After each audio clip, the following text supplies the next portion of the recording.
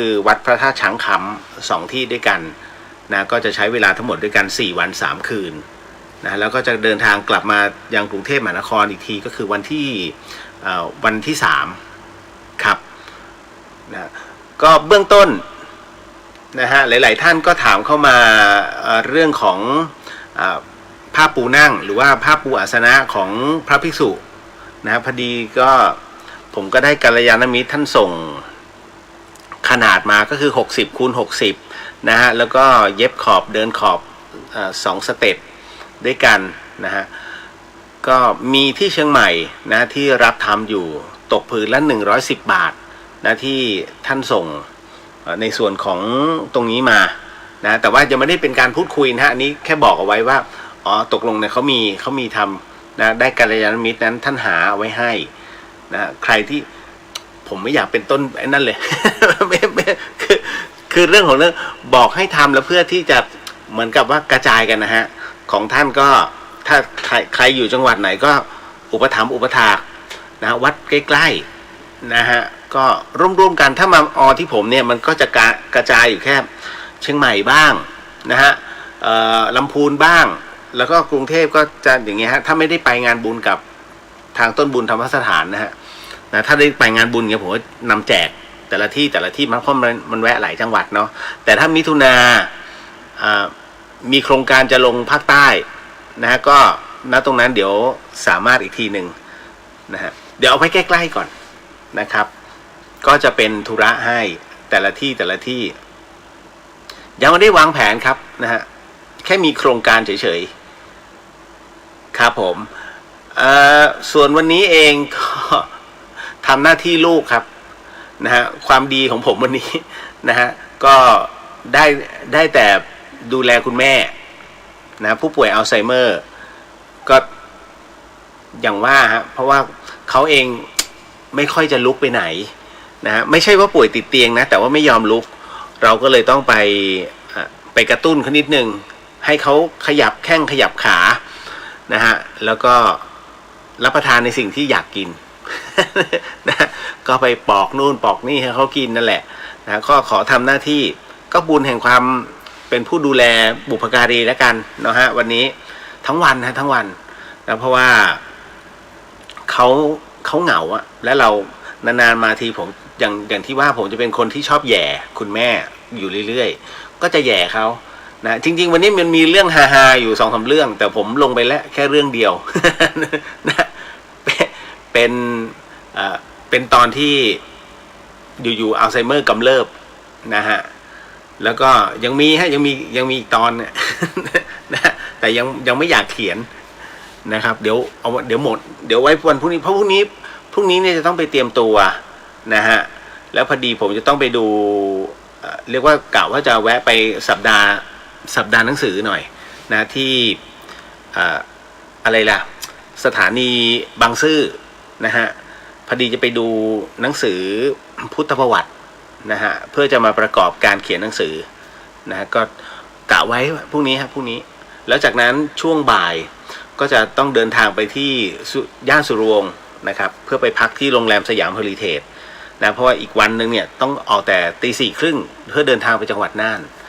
นะฮะตารางชีวิตมีแต่การเดินทางมากนะฮะวันนี้ยังคงมีคำถามเข้ามาอยู่เรื่อยๆฮะแล้วก็เป็นคำถามที่ผมไม่ได้ตอบมาเป็นเวลานานแล้วนะฮะก็เดี๋ยววันนี้นะฮะตอบให้คือเคยไหมฮะท่านเคยมีอาการที่ว่าแรกเจอพบหน้าแล้วเกลียดเลยอารมณ์นี้เดี๋ยววันนี้มีคำตอบให้มันเกิดจากอะไรนะฮะ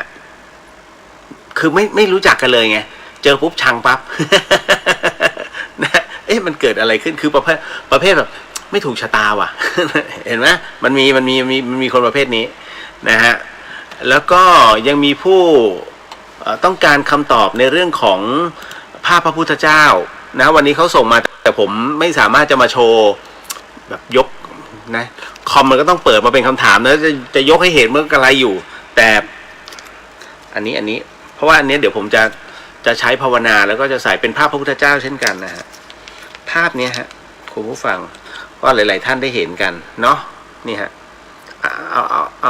อากล้องนี้ก่อนนะนี่ฮะจำได้ไหมฮะจำได้ไหมรูปจะนี่ฮะรูปนี้นะฮะหลายๆท่านก็มีคำถามกันเข้ามานะครับเกี่ยวกับรูปที่เรานะฮะหลายๆบ้านนั้นไว้บูชากันนะครับก็เดี๋ยวก็จะมีเรื่องราวตรงนี้มาพูดคุยกันเช่นกัน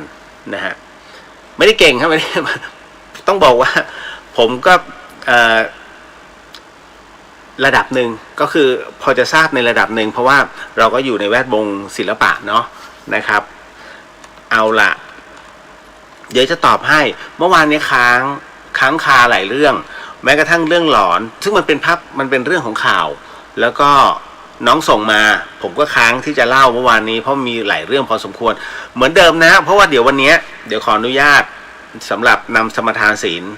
นะครับหลายๆท่านบอกพี่เลียวอย่าลืมชุมนุมเทวดานะไม่ ไม่ดีกว่านะมันเสียกำลังเยอะแล้วก็ก็เอาไว้ทีเดียวก็คือไว้ขึ้น15 ค่ำถ้าขึ้น15 ค่ำน่าจะเป็นวันที่16 เมษายนนะ16 เมษายนก็เป็นอีก1 วันนะครับนิดนึงกุ๊บกิ๊บว่าสวัสดีครับพี่เลียวคุณแม่ก็ฝากสวัสดีด้วยนะมีคำถามค่ะนั่งทำงานอยู่แต่ในใจนั้นสวดคาถาจะได้บุญไหมคะสาธุค่ะได้ค่ะก็อยู่ในข่ายของภาวนานะฮะก็คือมันมีทั้งได้ทั้งสมาธิแล้วก็ได้ทั้งภาวนานะฮะ คุณสุวารินบอกว่าจริงเรื่อง นี่เรื่องที่คุณวิชัยสวัสดีครับสวัสดีฮะคุณปฐมพรสวัสดีค่ะสวัสดีครับผมนะคุณกำลังสนใจอยู่เที่ยวค่ะแม่ก็สนใจฮะกำลังสนใจอยู่เชียวค่ะแม่ก็สนใจนะฮะเรื่องผ้าปูใช่ไหมฮะคุณย่าสนอสวัสดีค่ะคุณเรียวยาก่อนนอนมาแล้ว ขอบคุณค่ะราตรีสวัสดิ์ค่ะคุณย่าทำลายความมั่นใจผม ตลอดเลยนะฮะไม่เป็นไรไม่ว่ากันนะฮะก็ขอบพระคุณกัลยาณมิตรหลายๆท่านนะครับนะฮะแล้วก็มีหลายๆท่านที่อยากจะร่วมบุญมาคือตอนนี้ผมไปมามันจะวุ่นวายในเรื่องของการเช็คโปรแกรมว่า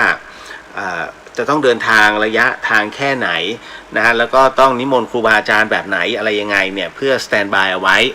นะฮะพอดีวันนี้มีน้องผมคนหนึ่งก็คือน้องชมหญิงนะฮะชมหญิงก็ขอแรงหลายๆท่านนะฮะในส่วนของการมุงหลังคานะฮะอุโบสถนะครับก็อย่างที่ผมพูดไปเมื่อวานนี้แล้วรู้สึกว่าวันนี้น้องเขาโพสต์ภาพขึ้นมาก็เลยบอกว่านั่นน่ะอย่างนั้นน่ะกระเบื้องเท่าไหร่150ใช่ไหมฮะต่อแผ่นนั่นแหละครับถ้าจำไม่ผิดนะผมไม่แน่ใจว่าที่แม่เสลียงหรือเปล่าจะไม่ได้เข้าไปดูเขา นะเอาล่ะก็ขอเป็นกำลังใจเดี๋ยวขอนอกเรื่องราวนิดนึงพี่เลียวขอเป็นกำลังใจนะฮะสำหรับน้องๆหลายๆคนที่ตอนนี้ติดคือน้องเขาโชว์มาแล้วคือผมเนี่ยก็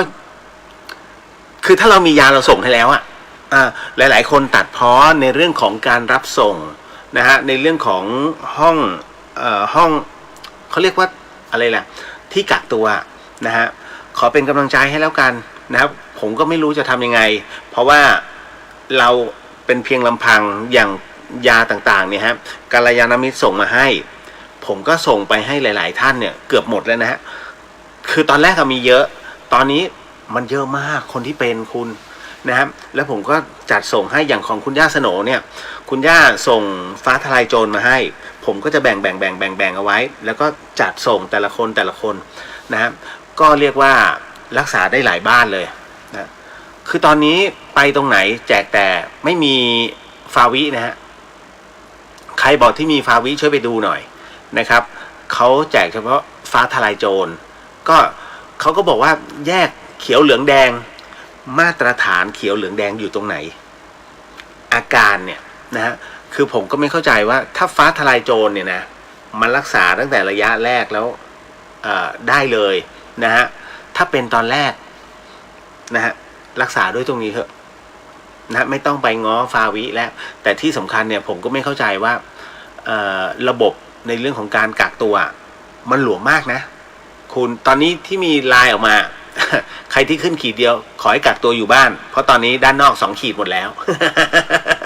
นะก็เข้าใจนะครับผมก็มานั่งนึกเราจะช่วยยังไงเพราะว่าน้องผมก็ทำมูลนิธิทำโรงพยาบาลสนามเป็นศูนย์พักคอยก็มีคราวนี้อย่างที่เชียงใหม่นะฮะตอนนี้น้องล่ำๆคือศูนย์พักคอยมันไม่มีคุณพอศูนย์พักคอยมันไม่มีเนี่ยเขาก็หาโรงพยาบาลบางคนได้โรงพยาบาลจอมทองบางคนได้นครพิงค์ซึ่งนครพิงค์เนี่ยต้องหนักมากแล้วก็อีกอย่างนึงก็คือว่าห้องเนี่ยถามว่าเต็มไหมจริงๆมันไม่เต็มแต่เขาให้ไม่ได้เพราะว่ามันจะมีผู้ป่วยสามัญนะฮะซึ่งมันจะต้องเข้าด้วยมันต้องมีให้ห้องให้เขาด้วยไงฮะเพราะฉะนั้นเนี่ยผู้ป่วยโควิดเนี่ยเอาจริงนะน่าสงสารคือตอนนี้มันหนักจริงๆเราไม่รู้ว่าเป็นคลัสเตอร์ตรงไหนใช่ไหมฮะนะครับก็อยากให้ดูแลกันคือดูแลตัวเองเนี่ยผมเข้าใจนะน้องผมใส่แมส2 ชั้นฉีดแอลกอฮอล์ตลอดเป็นฮะเพิ่งจะเป็นวันนี้แล้วโพสต์ผมก็เฮ้ยมีอะไรก็บอกพี่นะอินบ็อกซ์มาช่วยเหลือได้จะส่งความช่วยเหลือไปให้นะคือตอนนี้เขาก็สงสารน่ะเอาง่ายๆมันไม่รู้จะใช้คำพูดอันไหนเอาไปแล้วนะเพราะว่าระบบของสบคใครพูดว่าเฮ้ยเป็นระบบที่ดีมากนะฮะอยากให้ยกตัวอย่างให้หน่อยดีตรงไหนนะฮะมันกระจายไปทั่วเลยฮะขึ้นรถเมล์เนี่ยก็ต้องระวังนั่งรถไฟฟ้าใต้ดินก็ต้องระวังนะเพราะว่าถ้าเขาไม่ออกมันก็ไม่มีใครจะไปซื้อกับข้าวภายในบ้านให้เขากินเนี่ยมันเป็นเงี้ยเนี่ยล่าสุดบุรีรัมย์ไงนั่นนะฮะปัญหาเฮ้ยใจบดีแต่ก็ต้องวางฮะ สู้ๆเนาะนะฮะทุกท่านก็เดี๋ยวตอบคำถามเรื่อยๆฮะเท่าที่สามารถจะทำได้วันนี้ตลอดยาวเลยฮะแต่แน่นอนที่สุดก็ในเรื่องของเรื่องหลอนต้องมีเรื่องหลอนวันนี้เรื่องหลอนต้องมี นะฮะคุณพิชยาภาสวัสดีค่ะคุณเรียววันนี้นอนเฝ้าคุณแม่ที่โรงพยาบาลอีกแล้วค่ะท่านเข้าอีกแล้วเหรอนะฮะมียันท้าวเวสสุวรรณไหมถ้ามีไม่หรือว่ามีองค์ท้าวเวสสุวรรณเห็นมีตรงหัวเตียงใช่ไหมฮะอารัธนาคุณพระศรีรัตนตรัยแล้วลองเอาไว้ใต้หมอนคุณแม่ดูเนาะนะฮะคุณบุญสวัสดีครับพี่เลียวสวัสดีฮะคุณสุวรินทร์นะฮะโรงพยาบาลก็หนักค่ะยาที่ตัวเองมีสะสมไว้ตอนนี้ญาติก็เป็นหลายบ้าน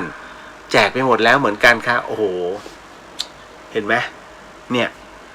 ใช่ไหมผมไม่ได้พูดเกินจริงนะคุณผู้ฟังมันเป็นเรื่องจริงจริงๆเพราะตอนนี้หลายๆที่อ่ะมันหนักมากแล้วก็จะบอกว่ามันไม่ระบาดก็ไม่ใช่อ่ะมันฟรีกันไปหมดแล้วนะคุณบูนพี่เลียวครับมีวิธีเปิดบุญหรือเปล่าครับเปิดบุญยังไง อันนี้ไม่เข้าใจพี่ชายชินกิตันสตูสวัสดีครับสวัสดีครับผมนะฮะเปิดบุญแบบไหนเอ่ยถ้าเปิดบุญแบบบริจาคไม่มี แต่ถ้าเปิดบุญแบบที่เขาทำพิธีกันไม่เป็น อันนี้ไม่เป็นจริงๆฮะนะฮะแล้วก็คุณสุวรินทร์ตอนนี้หอผู้ป่วยแทบจะเหลือแผนกละหอเอาไปวอร์ดโควิดเพียบคนไข้ผ่าตัดแทบไม่ได้ผ่าเพราะไม่มีเตียงเหมือนกันค่ะด่วนมากด่วนที่สุดคนไข้มะเร็งก็ลำบากเหมือนกันโอ้โหสาธารณสุขอย่าเพิ่งนั่งโต๊ะกันนะฮะลงไปดูมั้งฮะตอนนี้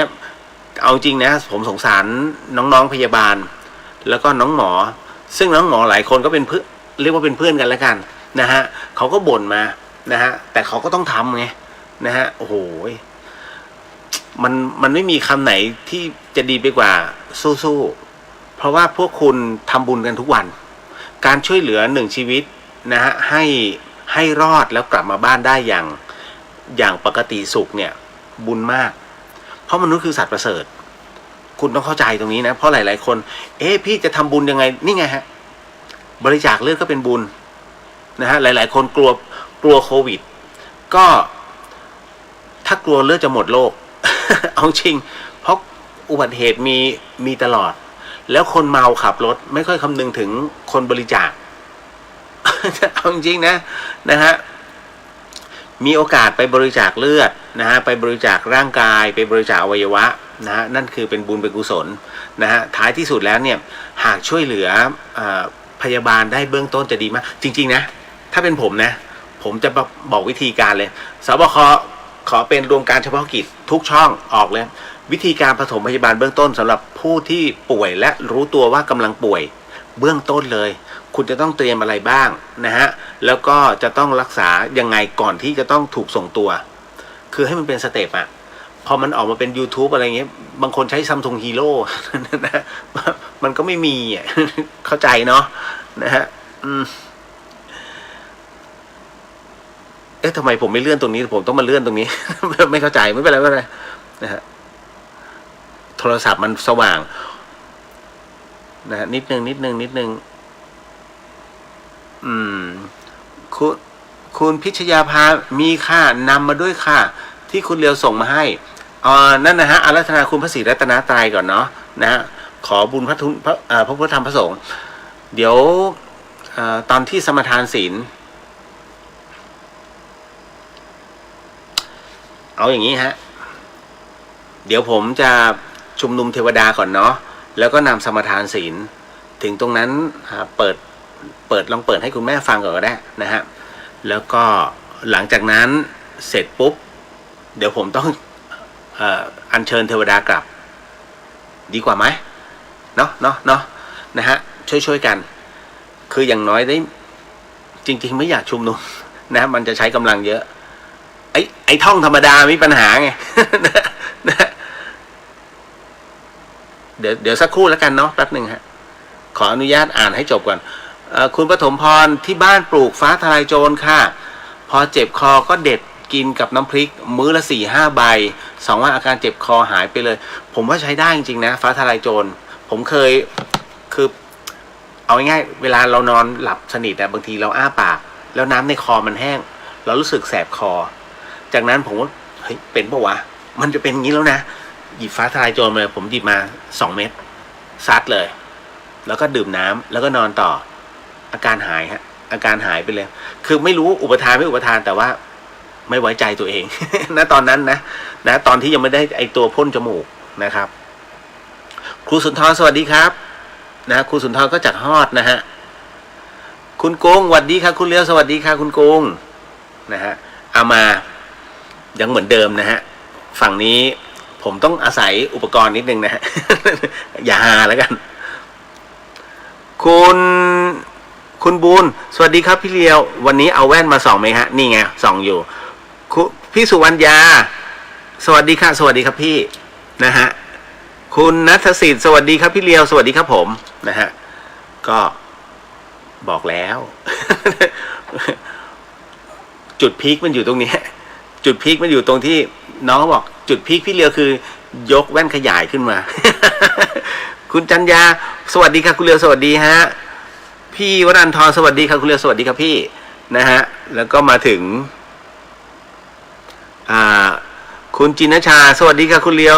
จะหาสเต็กให้คุณแม่อีกไหมคะว่าแต่ตกลงจะได้ฟังเรื่องน้องวัวไหมได้ครับเดี๋ยววันนี้เล่าเรื่องน้องวัวนะฮะ คุณจินชามีพุทธประวัติจากพระโอษฐ์มีจำหน่ายที่สวนโมกกรุงเทพสนใจไหมคะคืออย่างนี้ผมต้องการบางช่วงบางตอนที่จะเป็นจุดคัดสำหรับเอาไว้มาทำในเรื่องของ30ภพภูมิฮะแล้วก็จะดูเรื่องราวของครูบาอาจารย์ด้วยนะฮะมาถึงนะฮะน้องมิ้นสวัสดีค่ะพี่เลียวสวัสดีค่ะน้องมิ้นนะฮะแล้วก็มาถึง พี่กรณ์ฮะสวัสดีเรียวสวัสดีครับผม นะฮะคงไม่ว่ากันนะฮะถ้าใช้แว่นขยายอ๋อเอาภาคสวัสดีครับอ้ายสวัสดีครับโอ้โหไม่เจอกันนานเลยนะฮะโอ้น้องทักมานะครับต่อมาคุณจินชาขอช่วยน้องโฉมประชาสัมพันธ์บุญกับมุงกระเบื้องวิหารนะฮะวิหารเปื่อยครับอะไรเปื่อยฮะเมทัลชีตลอนซีแพ็กสีน้ำตาลณบ้านห้วยเรืออ๋อเสาหินบ้านเสาหินแม่เสลียงนะฮะคือบ้านเสาหินเนี่ยมันค่อนข้างไกลมากมันอยู่เขตแดนระหว่างไทยกับเมียนมาโดยมีแม่น้ำสารวินนะฮะเข้ามาแล้วมันต้องข้ามลำน้ำไปทั้งหมด30 ถึง 40ลำน้ำผมไม่ได้พูดเล่นนะฮะเป็นลำน้ำจริงๆถ้าจะเดินทางไปคือช่วงนี้เข้าได้เพราะตอนนี้บางส่วนเนี่ยเข้าไปที่สารวินแล้วนะฮะต้องใช้ออฟโรดเท่านั้น4x4เท่านั้นนะฮะ4x2จอด นะฮะแล้วก็ลำน้ำนั้นจะเปลี่ยนทุกปีเพราะว่าการไปบ้านเสาหินเนี่ยนะฮะมันต้องดูลายให้ดีไปมาแล้วครับ อีบุญอุ่นไกน้องเนี่ยไปมาแล้วบ้านเสาหินนะฮะเป็นจุดผ่อนปลนชายแดนแต่ตอนนี้ปิดไม่มีการผ่อนปลนแล้วที่บ้านเสาหินจะมีเขาเรียกว่าโรงพักเก่าแก่สมัยก่อนเลยโบราณมากพอขึ้นไปปุ๊บเนี่ยคุณจะต้องตกใจเพราะว่าโรงพักที่นี่ไม้สักหนาประมาณนิ้วหนึ่งผมไม่ได้โกหกนะนิ้วถึงนิ้วครึ่งคุณว่าหนาไหมหนามากแต่เป็นรูฮะเป็นรูจากกระสุนที่ยิงต่อสู้กันระหว่างเขาเรียกว่าผู้ที่หลบหนีข้ามแดนเข้ามาก็จะมาเจอสน.เสาหินคุณลองดูใน Google ก็ได้นะฮะเซิร์ชดูสถานที่ตำรวจภูธรบ้านเสาหินอำเภอแม่เสลียงอันนั้นคือสภาพแบบนั้นเลยนะครับแต่ว่าต้องเป็นโรงพักเก่านะมีรูกระสุนเต็มไปหมดเลยฮะนั่นน่ะคือตำรวจยิงต่อสู้มีพลีชีพ1 นายนะฮะแล้วก็บาดเจ็บก็2-3 นายอันนั้นคือรุ่นเก่าเลยนะฮะโอ้โหโรงพักพุนน่ะนะฮะแต่ว่าเขาก็มีที่หลบด้านล่างแล้วก็มีช่องสำหรับสอดปืนออกไปยิงสมัยก่อนนะฮะไม่ใช่สมัยนี้สมัยนี้ไม่เหลือหรอกนะฮะอันนี้ก็คือเดี๋ยวบอกบุญก่อนแล้วกันนะสำหรับท่านใดที่มีความประสงค์จะทำบุญกระเบื้องมุงหลังคานะฮะผมพูดช้าๆนะฮะตอนนี้ยังขาดอยู่258แผ่นนะครับแผ่นละ150 บาทนะครับก็สามารถร่วมบุญได้ที่ธนาคารออมสินนะฮะชื่อเจ้าของบัญชีก็คือโฉมหญิงชื่อน้องโฉมหญิงนะนามสกุลประจักษ์คือบุญกับโฉมเนี่ยเขาทำวัดร้างเจดีย์ร้างนะฮะบูรณะโดยทุนอย่างเงี้ยที่เราส่งไปเขาจะไปทำให้เป็นบูรณะที่เป็นองค์เจดีย์ที่สมส่วนแล้วถูกต้องนะฮะตามเขาเรียกว่าตามรูปแบบเดิมรูปแบบเก่าถามว่าเข้ามาจากไหนเขาอยู่เรียกว่าเป็นผู้ที่ร่วมกันกับกรมศิลปากรแต่ว่าน้องเขาจะอยู่ในฝ่ายของคณะวิจิตรศิลป์ดังนั้นจะมีที่ปรึกษาเยอะมากในเรื่องของการจะก่อสร้างอะไรขึ้นมาสักชิ้นหนึ่งเพื่อให้กลับไปเป็นองค์ประกอบเดิมของมันนั่นแหละฮะผมถึงได้บอกถ้าจะทำนี่เลยนะฮะน้องเขาก็จะจัดส่งตรงนี้ให้ตลอดบัญชีนะหมายเลขบัญชี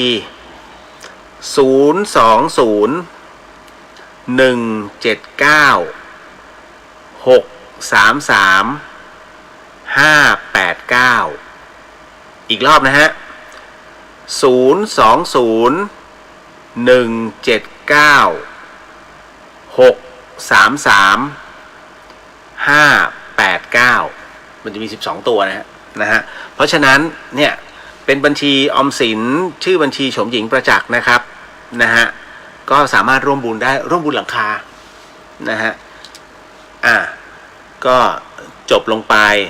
นะฮะคุณคณิกาสวัสดีครับผมนะฮะคุณจินชา ที่วัดป่าพรหมยานพอมียาสมุนไพรแก้การโควิดลองดูรายละเอียดแล้วก็ลองติดต่อในเพจวัดนะคะผมเชื่อมั่นว่าแถวๆนั้นก็เยอะ ก็เยอะนะฮะของพระอาจารย์ท่านคุณเบนสวัสดีค่ะสวัสดีครับผมนะฮะคุณกุญชยะจะยกทำไมเนี่ยนี่นะคุณกุญชยาสวัสดีค่ะสวัสดีครับผมนะฮะอันนี้ลองหาบทสวดพจน์ชงเปิดให้คุณแม่ฟังนะฮะตามมาด้วยคุณสาวินีสวัสดีค่ะคุณเมธศิษย์สวัสดีครับพี่เลียวสวัสดีฮะคุณจานสวัสดีค่ะสวัสดีฮะอันนี้มาถึงคุณธนวัฒน์สวัสดีครับพี่เลียวรายงานตัวฮะสวัสดีครับผมตามมาด้วยมิตรชัยสวัสดีครับพี่เลียวสวัสดีฮะเพื่อไม่ให้เสียเวลาก็เดี๋ยวคุณจินชาอันนี้ใช่ไหมฮะขอช่วยน้องโฉมประชาสัมพันธ์ก็ถ้าใครที่เข้ามาในส่วนของเดอะเฮียนเรียวเดอะเฮียนคุณจินชาส่งรายละเอียดไปแล้วฮะคุณธงชัยสวัสดีครับพี่เลียวสวัสดีฮะนะครับ2ที่ขอบพระคุณมากครับนี่แหละฮะขอบพระคุณที่ช่วยนะนี่ขอบพระคุณที่ช่วยมากๆนะครับไม่งั้นผมแย่เลย ก็เป็นอะไรอีกหนึ่งเรื่องราวนะสำหรับในค่ำคืนนี้เอาละเดี๋ยวขออนุญาตแล้วกันนะสำหรับ ที่จะสมทานศีลนิดนึงเนาะพอดีว่าขอทำเพื่อกัลยาณมิตรหน่อยแล้วกันนะครับคือจริงๆแล้ว ก็ไม่ค่อยอยากเชิญ แต่จำเป็นฮะอันนี้ให้คุณพิชยาภานะเพราะคุณแม่ของท่านป่วยอยู่ที่โรงพยาบาลนะนิดนึงแล้วกันก็เดี๋ยวจะขอชุมนุมเทวดาก่อนเนาะนะเพื่อให้ท่านมาเป็นสักขีพยานแล้วก็ เวลาว่าศีลนะฮะก็จะได้มีกำลังมากขึ้นก็คือขอเทวดาแหละขอกำลังจากเทวดาท่านมาช่วยนิดนึงแล้วกันเนาะ พร้อมนะฮะอันนี้เคสพิเศษ ช่วยทุกท่านเลยครับนะเพียงแต่ว่าอันไหนที่เราเริ่มต้นได้ก็ให้จบไปเลยทีเดียวนะฮะแล้วเดี๋ยวมาพูดคุยกัน สาธุพร้อมเนาะท่านใดที่ไม่สามารถจะพูดได้หรือว่าขยับตัวได้ใช้จิตในการยกมือพนมจิตบังคับเอานะฮะแล้วก็ท่านใดที่ไม่สามารถขยับออกมาเป็นเสียงได้ก็ใช้จิตในการกำหนดตามนะครับสำหรับในสิ่งที่ผมได้นำนะครับเพราะผมจะนำออกมาเป็นช่วงแล้วกันนะสาธุขออนุญาตชุมนุมเทวดานะฮะ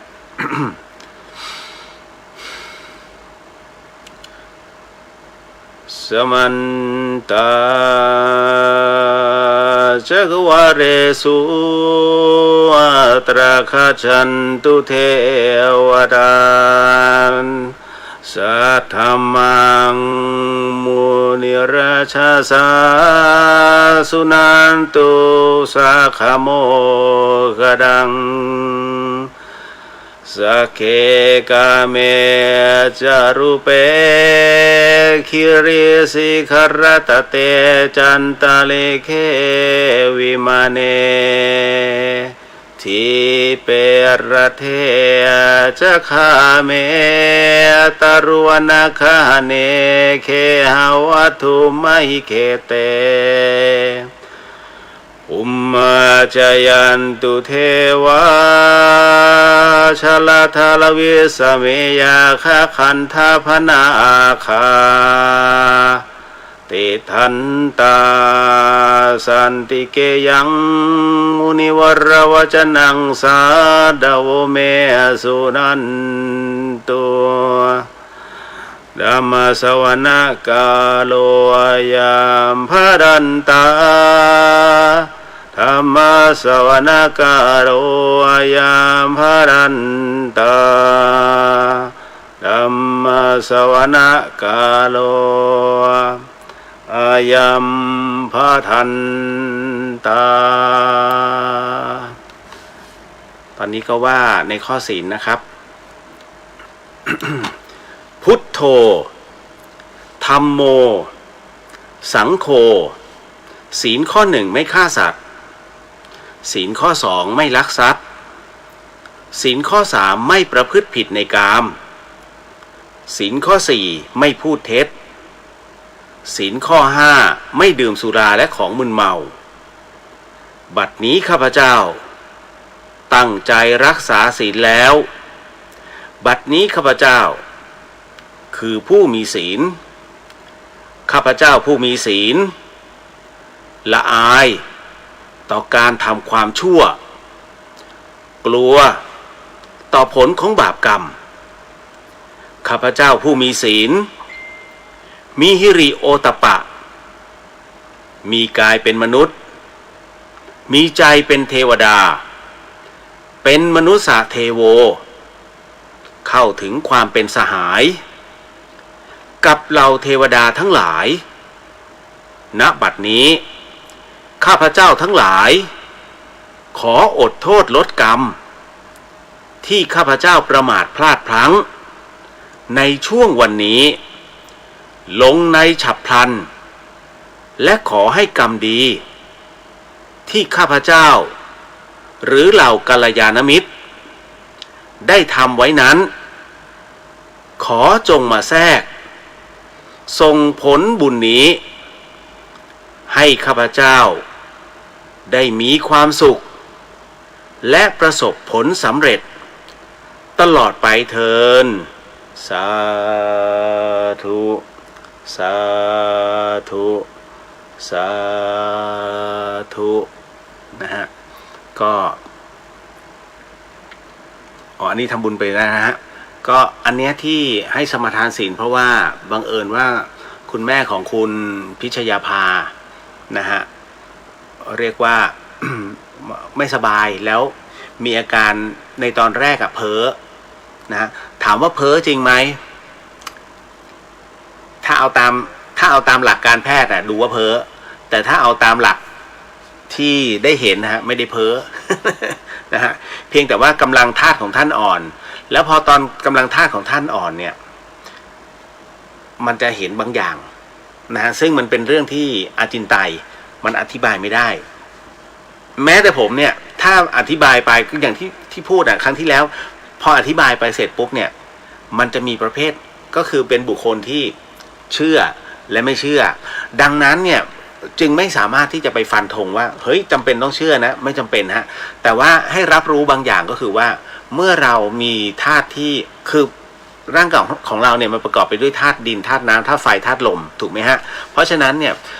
ส่วนประกอบสิ่งใดสิ่งหนึ่งใช้คำว่าพร่องนะไม่ใช่ว่าขาดนะฮะขาดไม่ได้นะฮะถ้าสิ่งใดสิ่งหนึ่งมันพร่องลงนะฮะกำลังธาตุมันอ่อนดังนั้นการรักษาพยาบาลคือต้องเติมธาตุนั้นลงไปนะฮะทางแพทย์แผนไทยมักจะบอกว่า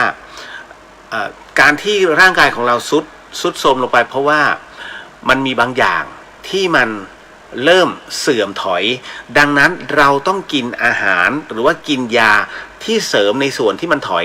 เติมขึ้นมาให้ครบนะให้มันเสมอกันทั้งหมดทั้งมวลดังนั้นเนี่ยเขาก็จึงได้ต้องเติมยาแบบนี้ให้มันพอเสมอเสร็จปุ๊บทุกอย่างก็จะกลับมาคืนสู่ปกตินั่นคือที่มาที่ไปว่าอะไรมันเป็นแบบนั้นนะแต่กรณีของท่านเนี่ยนะฮะเป็นการที่พอธาตุอ่อนปุ๊บด้วยน่าจะเป็นผู้ที่มีเป็นคุณลักษณะพิเศษเห็นเป็นสตรีนะฮะซึ่งใส่ชุดขาวเนี่ยฮะล่องลอยมาหาแล้วก็ลอยจากไปแล้วก็ยังเห็นในส่วนของเรียกว่ากึ่งอสุรกายแล้วกันนะฮะที่เดินเข้ามาในห้องแล้วก็เดินผ่านไปคือทุกคนที่ผ่านเข้ามาเขามองเห็นเขาเห็นคนไข้แล้วก็ไปนะดังนั้นจึงเกิดคำถามนะแล้วก็เกิดความสงสัยของคุณพิชยาภานะฮะว่าตรงนี้คุณแม่จะเป็นอะไรหรือเปล่านะฮะผมเองเนี่ยไม่สามารถตอบได้หรอกว่าจะเกิดอะไรขึ้นหรือไม่เกิดอะไรขึ้นนะเพราะฉะนั้นเนี่ยทั้งหมดทั้งมวลที่ทำได้ก็คือว่าต้องใช้คำของครูบาอาจารย์นะว่ายังคงต้องดำรงในเรื่องของทานศีลภาวนานะฮะอย่างเต็มที่เพราะฉะนั้น ถ้ามีโอกาสผมก็เลยบอกว่าลองดูก่อนว่าได้ทำบุญหรือยังได้ส่งพระสังฆทานหรือยังคือครบแล้วเนี่ยครบแล้วอาจจะต้องมีเหตุปัจจัยบางอย่างที่ทำให้ท่านยังสื่อสารกันได้อยู่แล้ววันนี้พอได้มาอยู่ตรงนี้อีกรอบหนึ่งเดี๋ยวให้ลองสังเกตอาการนะฮะลองดูก่อนละกันขออนุญาตเดี๋ยวเชิญท่านกลับก่อนเนาะเดี๋ยวจะลืมฮะผมเป็นคนขี้ลืมมาก เดี๋ยวซวย ถูกสะกิดสาธุ ทุกขปัตตาจนิทุกขาพยาปัตตาจนิพยาโสกปัตตาจนิโสกาโหตุสัพเพปิตานิโนเอตาวตาจามเหหิสัมปตังบุญญาสัมปทาสัพเพเทวานุโมทันตุสัพพสัมปติสิทธิยาทานังทันตุสัทธยาสีลังรักขันตุสัพพทาภาวนาภิรตาโหตุขฉันตุเทวตาคตาสัพเพพุทธาภลปัตตาปัจเจกานันจะยังพลังอรหันตานันจะเตเชนารักขันพันธาเมสาภาโสก็โอเคแล้วนะฮะคุณพิชยาก็เป็นไม่ใช่คุณพิชยาท่านเดียวหรอกครับถ้าสมมุติว่าท่านใดเนี่ยที่มีเหตุนะครับแล้วมันจำเป็นจะต้องส่งพลังหรือว่าสวดให้ทำให้หมดนะฮะคืออะไรที่เราช่วยได้ก็จะช่วยนะฮะมันเป็นส่วนของกำลังนะฮะเอาเท่าที่ผมมีเพราะว่าถ้าจะต้องเรียกว่าถ้าต้องส่งกันจริงๆมันก็ต้องใช้เวลานานพอสมควรนะฮะนิดนึงแล้วกันขอบพระคุณคุณจิตรชามากนะฮะที่ร่วมกันตรงนี้ในส่วนของการบอกบุญนะฮะคุณธงชัยอันนี้ไปแล้วเนาะสวัสดีครับพี่เลียวสวัสดีครับผมนะฮะคุณจันทำบุญกระเบื้องไปแล้ว3 แผ่นนะครับพรุ่งนี้ราหูย้ายพอดีขอบคุณคำโมทนาสาธุจริงๆนะเรื่องพระราหูผมไม่ได้ตื่นเต้นพระราหูเป็นเทวดานะคุณพระราหูจะมาทำร้ายคนไม่ได้ท่านมีเรื่องการกับพระอาทิตย์พระจันทร์ไม่เกี่ยวกับเรา นะฮะไม่ใช่ว่าเราเกิดตรงนี้เฮ้ยราศีนี้ไปตามประเภทที่มาดูเนี่ยก็เอาตามเหตุปัจจัยผมจะใช้คำว่าคนไทยเป็นชาติที่มีพิธีกรรมมาเยอะที่สุดในโลก นะเพราะฉะนั้นเอาง่ายๆจริงๆผมไม่อยากพูดเรื่องนี้เพราะว่าเมื่อช่วงเย็นนะครับก็มีท่านหนึ่งที่บอกว่าพี่เลียวขอยืมปัจจัยหน่อยนะพูดกันง่ายๆเลยว่าประมาณว่าหนูจะไปซื้อของดำผมก็เลยบอกเลยรู้แล้วว่าจะต้องทำรู้แล้วว่าคืออะไรผมก็เลยบอกว่าถ้าทำแล้วเดือดร้อนอย่าทำนะฮะเพราะไม่งั้นถ้าทำแล้วเดือดร้อนเนี่ยแล้วใจไม่เป็นสุขถามว่าความสุขอยู่ตรงไหนพระพุทธศาสนาเนี่ยสอนในเรื่องของให้รู้จักวางถูกไหมฮะนะฮะเมื่อมันหนักก็รู้จักวางนะฮะอันนี้พอมันเกิดขึ้นเฮ้ยมันหนักที่ใจมันมีความกังวลเพราะว่า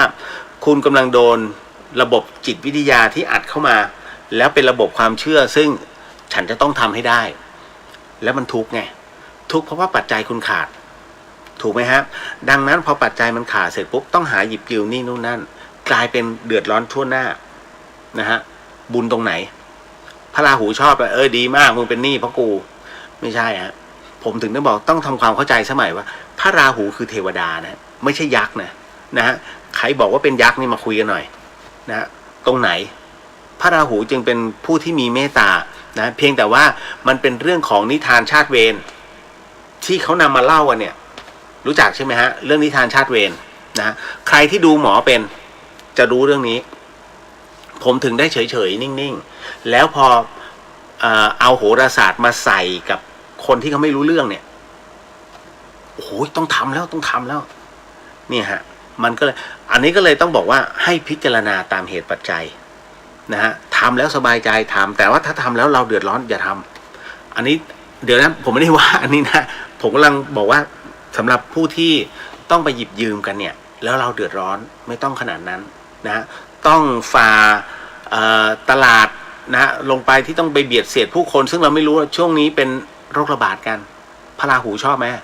นะฮะคนที่จะได้รับกรรมคือคนที่ชอบพูดเรื่องประเภทนี้แล้วเอามาให้ผู้ไม่รู้เนี่ยได้รับฟัง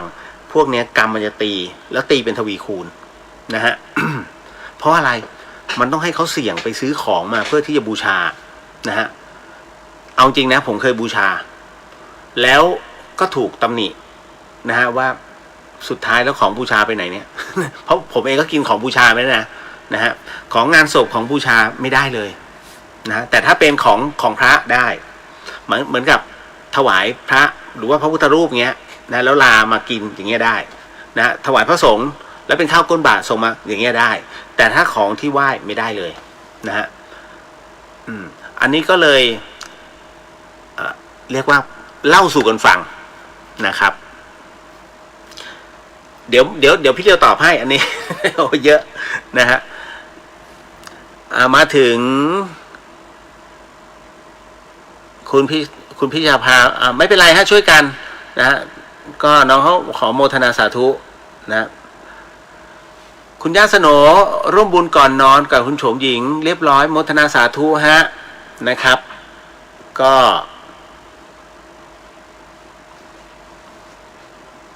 คุณอันนี้ขอบพระคุณคุณเลียวมากค่ะครับผมมาถึงป้าแก้วสวัสดีค่ะคุณเลียวสวัสดีครับนะฮะพี่สุสวัสดีน้องเลียวและทุกท่านสวัสดีครับพี่นะครับ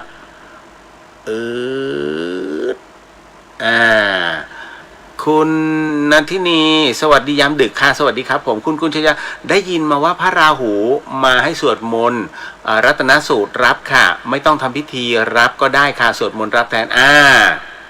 ขอบพระคุณมากนะฮะเป็นทางออกที่ดีนะฮะเราใช้ตรงนี้ดีกว่า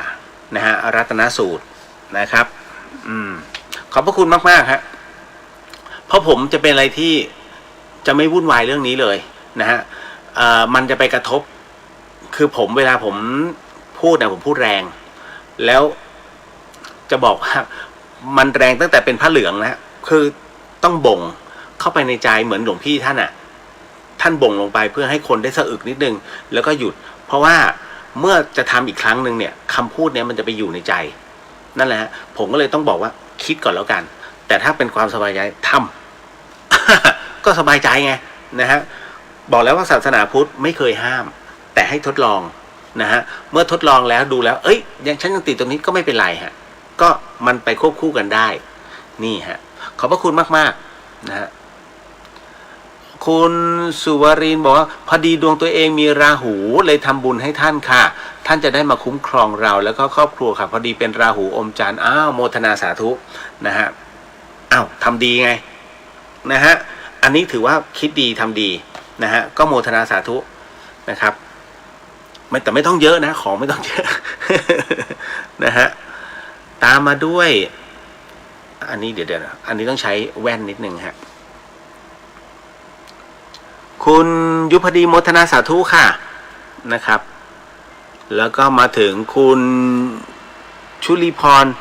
ผ้าทำผ้าปูสำหรับอาสนะพระสงฆ์เสร็จแล้ว2 ผืนค่ะพอดีจะไปทำบุญที่วัดพระธาตุพนมค่ะเย็บมือค่ะฟังเสร็จค่ะผ้า2 เมตรโอ้โหสุดยอดนะฮะผ้า2 เมตรได้4 ผืนผ้ามัสลินสีกะค่ะโมทนาสาธุ ลองพับดูยังฮะลองพับลองพับแล้วลองจะบอกว่าให้รีดเพื่อขึ้นกลีบนะมันก็จะกระไรอยู่นะคือโดยปกติแล้วพระท่านไม่ชอบการรีดหรอกแค่พับแต่ว่าพอดีว่าถ้าจะต้องให้มันแบนใช่ไหมเวลาต้องนำถวายก็ลองดูแล้วกันฮะพอเข้ากลีบได้ก็นำถวายโมทนาสาธุนะฮะโอ้โหเป็นท่านแรกไวมากนะฮะก็เวลาไปไหนท่านใส่ยามได้คล้ายๆผ้าเช็ดหน้าเลยนะฮะคุณจินชายินดีค่ะโมทนาสาธุนะฮะอันนี้อ่านว่ามิตรใหม่หรือว่าอะไรกันแน่ ผมใช้คำว่าใหม่เลยขออนุญาตสอบถามว่าทำไมคุณเรียวถึงไม่ทานของบูชาคะผมเมื่อก่อนกินได้แต่พอกินแล้ว คือหลังจากที่เรามีครูบาอาจารย์แล้วฮะท่านก็สั่งว่า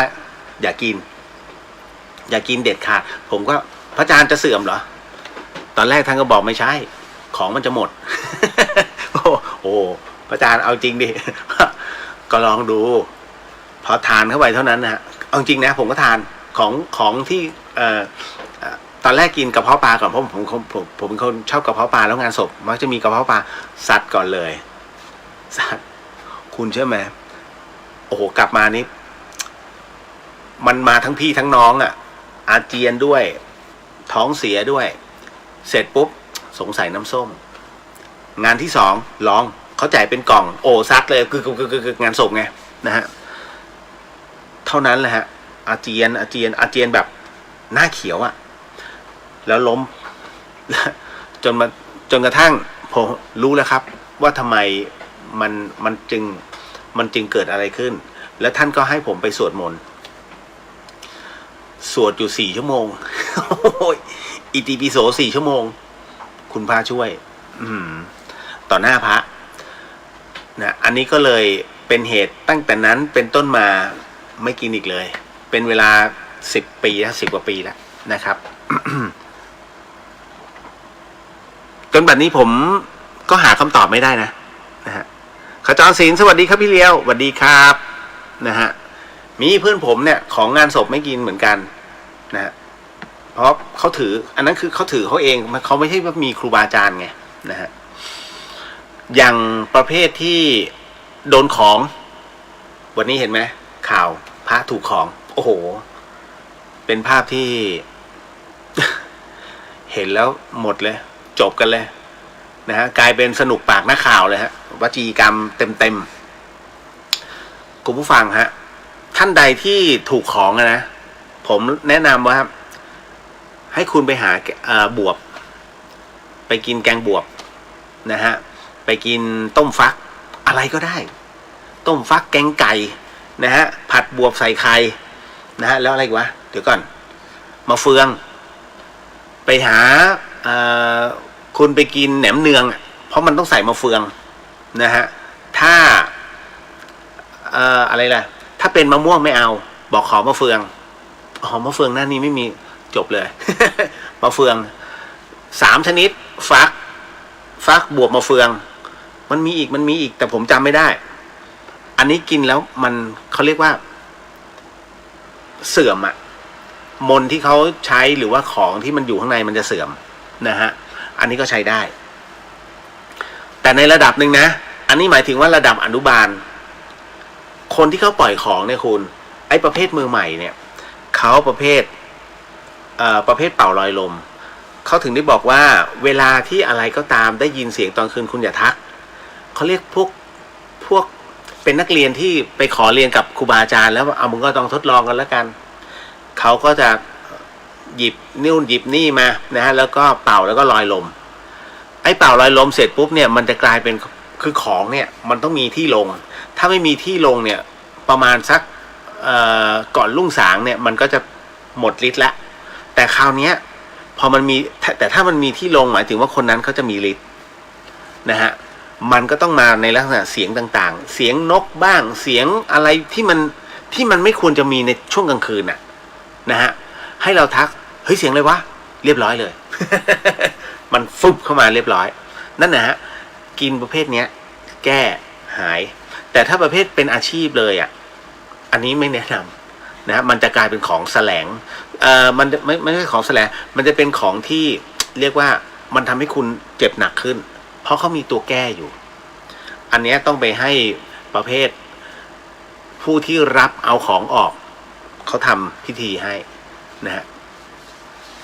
วันนี้เห็นไหมที่ใช้มีดหมอจิ้มเพราะฉะนั้นเนี่ยที่เขาหา เขาหากันจริงๆก็คือมีดหลวงพ่อเดิมคือมีดหลวงพ่อเดิมท่านเนี่ยแค่จี้ซึ่งอันนี้แม้กระทั่งครูบาอาจารย์หลายๆรูปก็ยอมรับนะฮะถ้าคุณมีมีดหลวงพ่อเดิมไว้ในครอบครองไล่พวกคุณใส่ได้ทุกอย่างนะแค่ไม่ต้องชักมีดนะแค่เอาตัวแค่ด้ามฮะเพราะที่ด้ามเนี่ยจะเป็นงาช้างก็แค่จิ้มตึ๊กเรียบร้อย กระเด็นหมดทุกอย่างนั่นนะฮะสุดยอดแล้วเอากลายเป็นเรื่องของขลังไปแล้ว เอาใหม่นะฮะอันนี้คุณบุญบอกว่าโมทนาสาธุครับร่วมบุญหลังคาวิหารไปที่โมทนาสาธุผมก็ลงไป2 แผ่นนะฮะอันนี้คุณสุวรินทร์ช่วยเล่าหน่อยค่ะกินแล้วชอบฝันว่าไปกินของเส้นเวลาเขาเลี้ยงหรือว่าของบูชาน้องที่เป็นเขมรเขาบอกว่าเราอะไรเนี่ยฮะเฉพาะกินของไหว้พอเลิกกินก็หายค่ะจะเป็นเหรอต้องกินของไหว้นะฮะอ๋ออันนี้ลองแก้ด้วยวิธีเนี่ยฮะนะครับคุณจีนะเป็นเฉพาะคนฮะนะไม่ใช่เป็นทุกคนนะครับผมถึงไม่กินเลยมาเข้าสู่คำถามพอดีพี่เขาปล่อยปลาหน้าเขียงเพื่อเอาบุญโมทนาสาธุก็ราวๆ5 กิโลแต่หนูสงสัยค่ะว่าปลาหน้าเขียงคืออะไรนะฮะคืออย่างนี้ปลาหน้าเขียงมันจะมีประเภทประหารกับรอประหารนะฮะปลาหน้าเขียงที่บุญมากที่สุดตามที่พระเดชพระคุณพระราชพรหมยานนั้นท่านได้บอกเอาไว้นะฮะก็คือว่าไอ้ปลาที่อยู่บนแท่นประหารแล้วคือทั้งหมดทั้งมวลเนี่ยที่มันอยู่ในถาดแม่ค้าอันนั้นคือนักโทษรอประหารสำหรับวันนี้นะฮะคือถ้าถ่ายได้ก็จะดีอันนี้ไม่มีปัญหาแต่ถ้าจะได้บุญมากที่สุดก็คือไอ้ตรงหน้าเขียงอ่ะซึ่งคุณไม่ทันแน่ๆน้อยมากท่านถึงได้บอกว่าถ้าทำบุญปลาหน้าเขียงเนี่ยต่ออายุได้เลยนะฮะเพราะปลาหน้าเขียงคือสังเกตไหมฮะปลามันจะดิ้นจับมือดุ๊กพอเสร็จปุ๊บเนี่ยเขาเอาสักกระเบือมาตบพัวเลือดออกน็อก2 ทีน็อกเฉือนฟึดคุณทันไหมล่ะถ้ายกสากขึ้นมาก็เลยตีเดี๋ยวเอามือลองไว้ก่อนเลย ไอ้ตัวเนี้ยบุญมันเยอะเพราะอะไรผมยกตัวอย่างที่หลวงพี่ภาสกรท่านมักจะเทศเสมอคนเนี่ยเวลามันจะถูกประหารแล้วอยู่ๆเพชฌฆาตง้างดาบแล้วกำลังจะฟันแล้วมีคนมาบอกกำลังง้างหยุดอย่าพึ่งประหารนะฮะเพราะฉะนั้นคนนี้ได้รับการอภัยแล้วถามว่านักโทษดีใจไหมฮะคุณดีใจมากๆเพราะฉะนั้นบุญตรงเนี้ยแห่งความดีใจเนี่ยปลาตัวเนี้ยนี่คือหน้าเขียงเขาเรียกหน้าเขียงตัวท็อปแล้วกันปลาหน้าเขียงตัวนี้เขาเรียกปลาหน้าเขียงตัวท็อปมันดีใจมากบุญเยอะคุณซื้อแล้วปล่อยแต่ที่เหลือรอประหารเช่นกันอันนั้นก็คือเป็นแบบธรรมดายังไม่ให้ตัวท็อปต้องบนเขียง อันนั้นก็ซื้อได้แล้วก็ปล่อยนั่นแหละฮะเขาเรียกปลาหน้าเขียงนะครับหายากไอปลาตัวท็อปอ่ะ นะครับเก็ตเนาะอันนี้ง่ายๆเลยนะครับต่อมาแหมแสดงว่าเพิ่งหัดทำบุญใช่ไหม ถามเรื่องปลาหน้าเขียงพี่เรียวครับผมเห็นลูกไฟมันลอยอยู่ในอากาศอันนี้ลอยบนดอยเลยนะครับนะฮะผมก็ไม่รู้ว่าอะไรพอถามเพื่อนๆมันก็บอกผีบ้างกลุ่มแก๊สบ้างโดนบ้างซึ่งศาสนาผมนั้นไม่ให้เชื่อเรื่องผีเลยอยากถามพี่เรียวคำถามนี้เมื่อ2 วันที่แล้วผมก็ได้พูดคุยกับน้องเขาในเรื่องของความที่ไม่ให้เชื่อเรื่องผีไม่ให้เชื่อเรื่องผีแต่ให้เชื่อเรื่องพระเจ้ามารับย้อนแย้งไหมฮะย้อนแย้งเนาะนะฮะขอให้ไปวิญญาณนี้ไปสู่อ้อมกอดพระเจ้า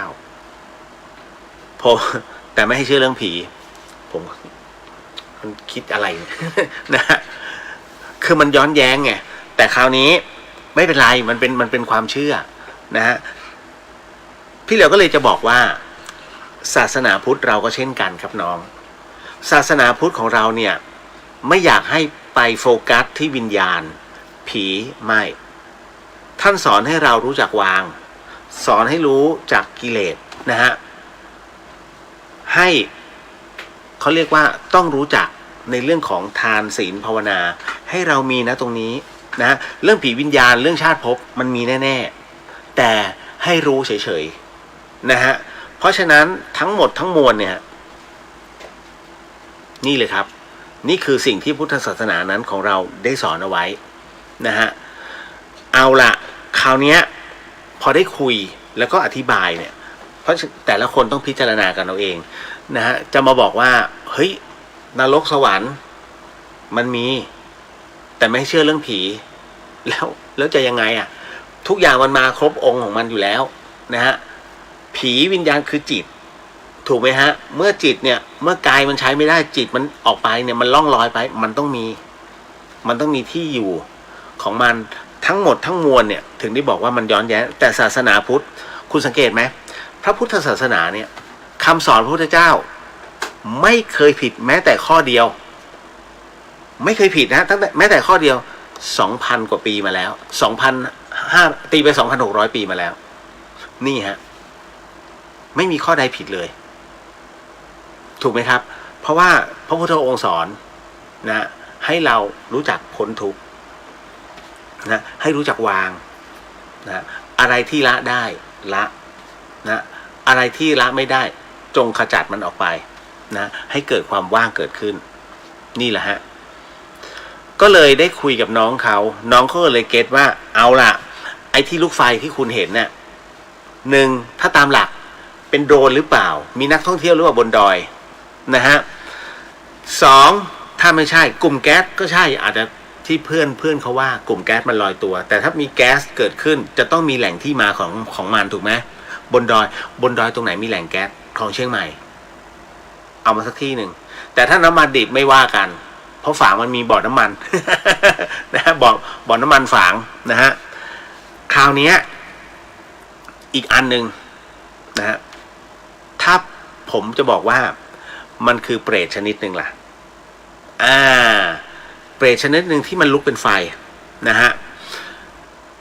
เพราะฉะนั้นเนี่ยมันมีได้หลายกรณีเป็นกลุ่มของ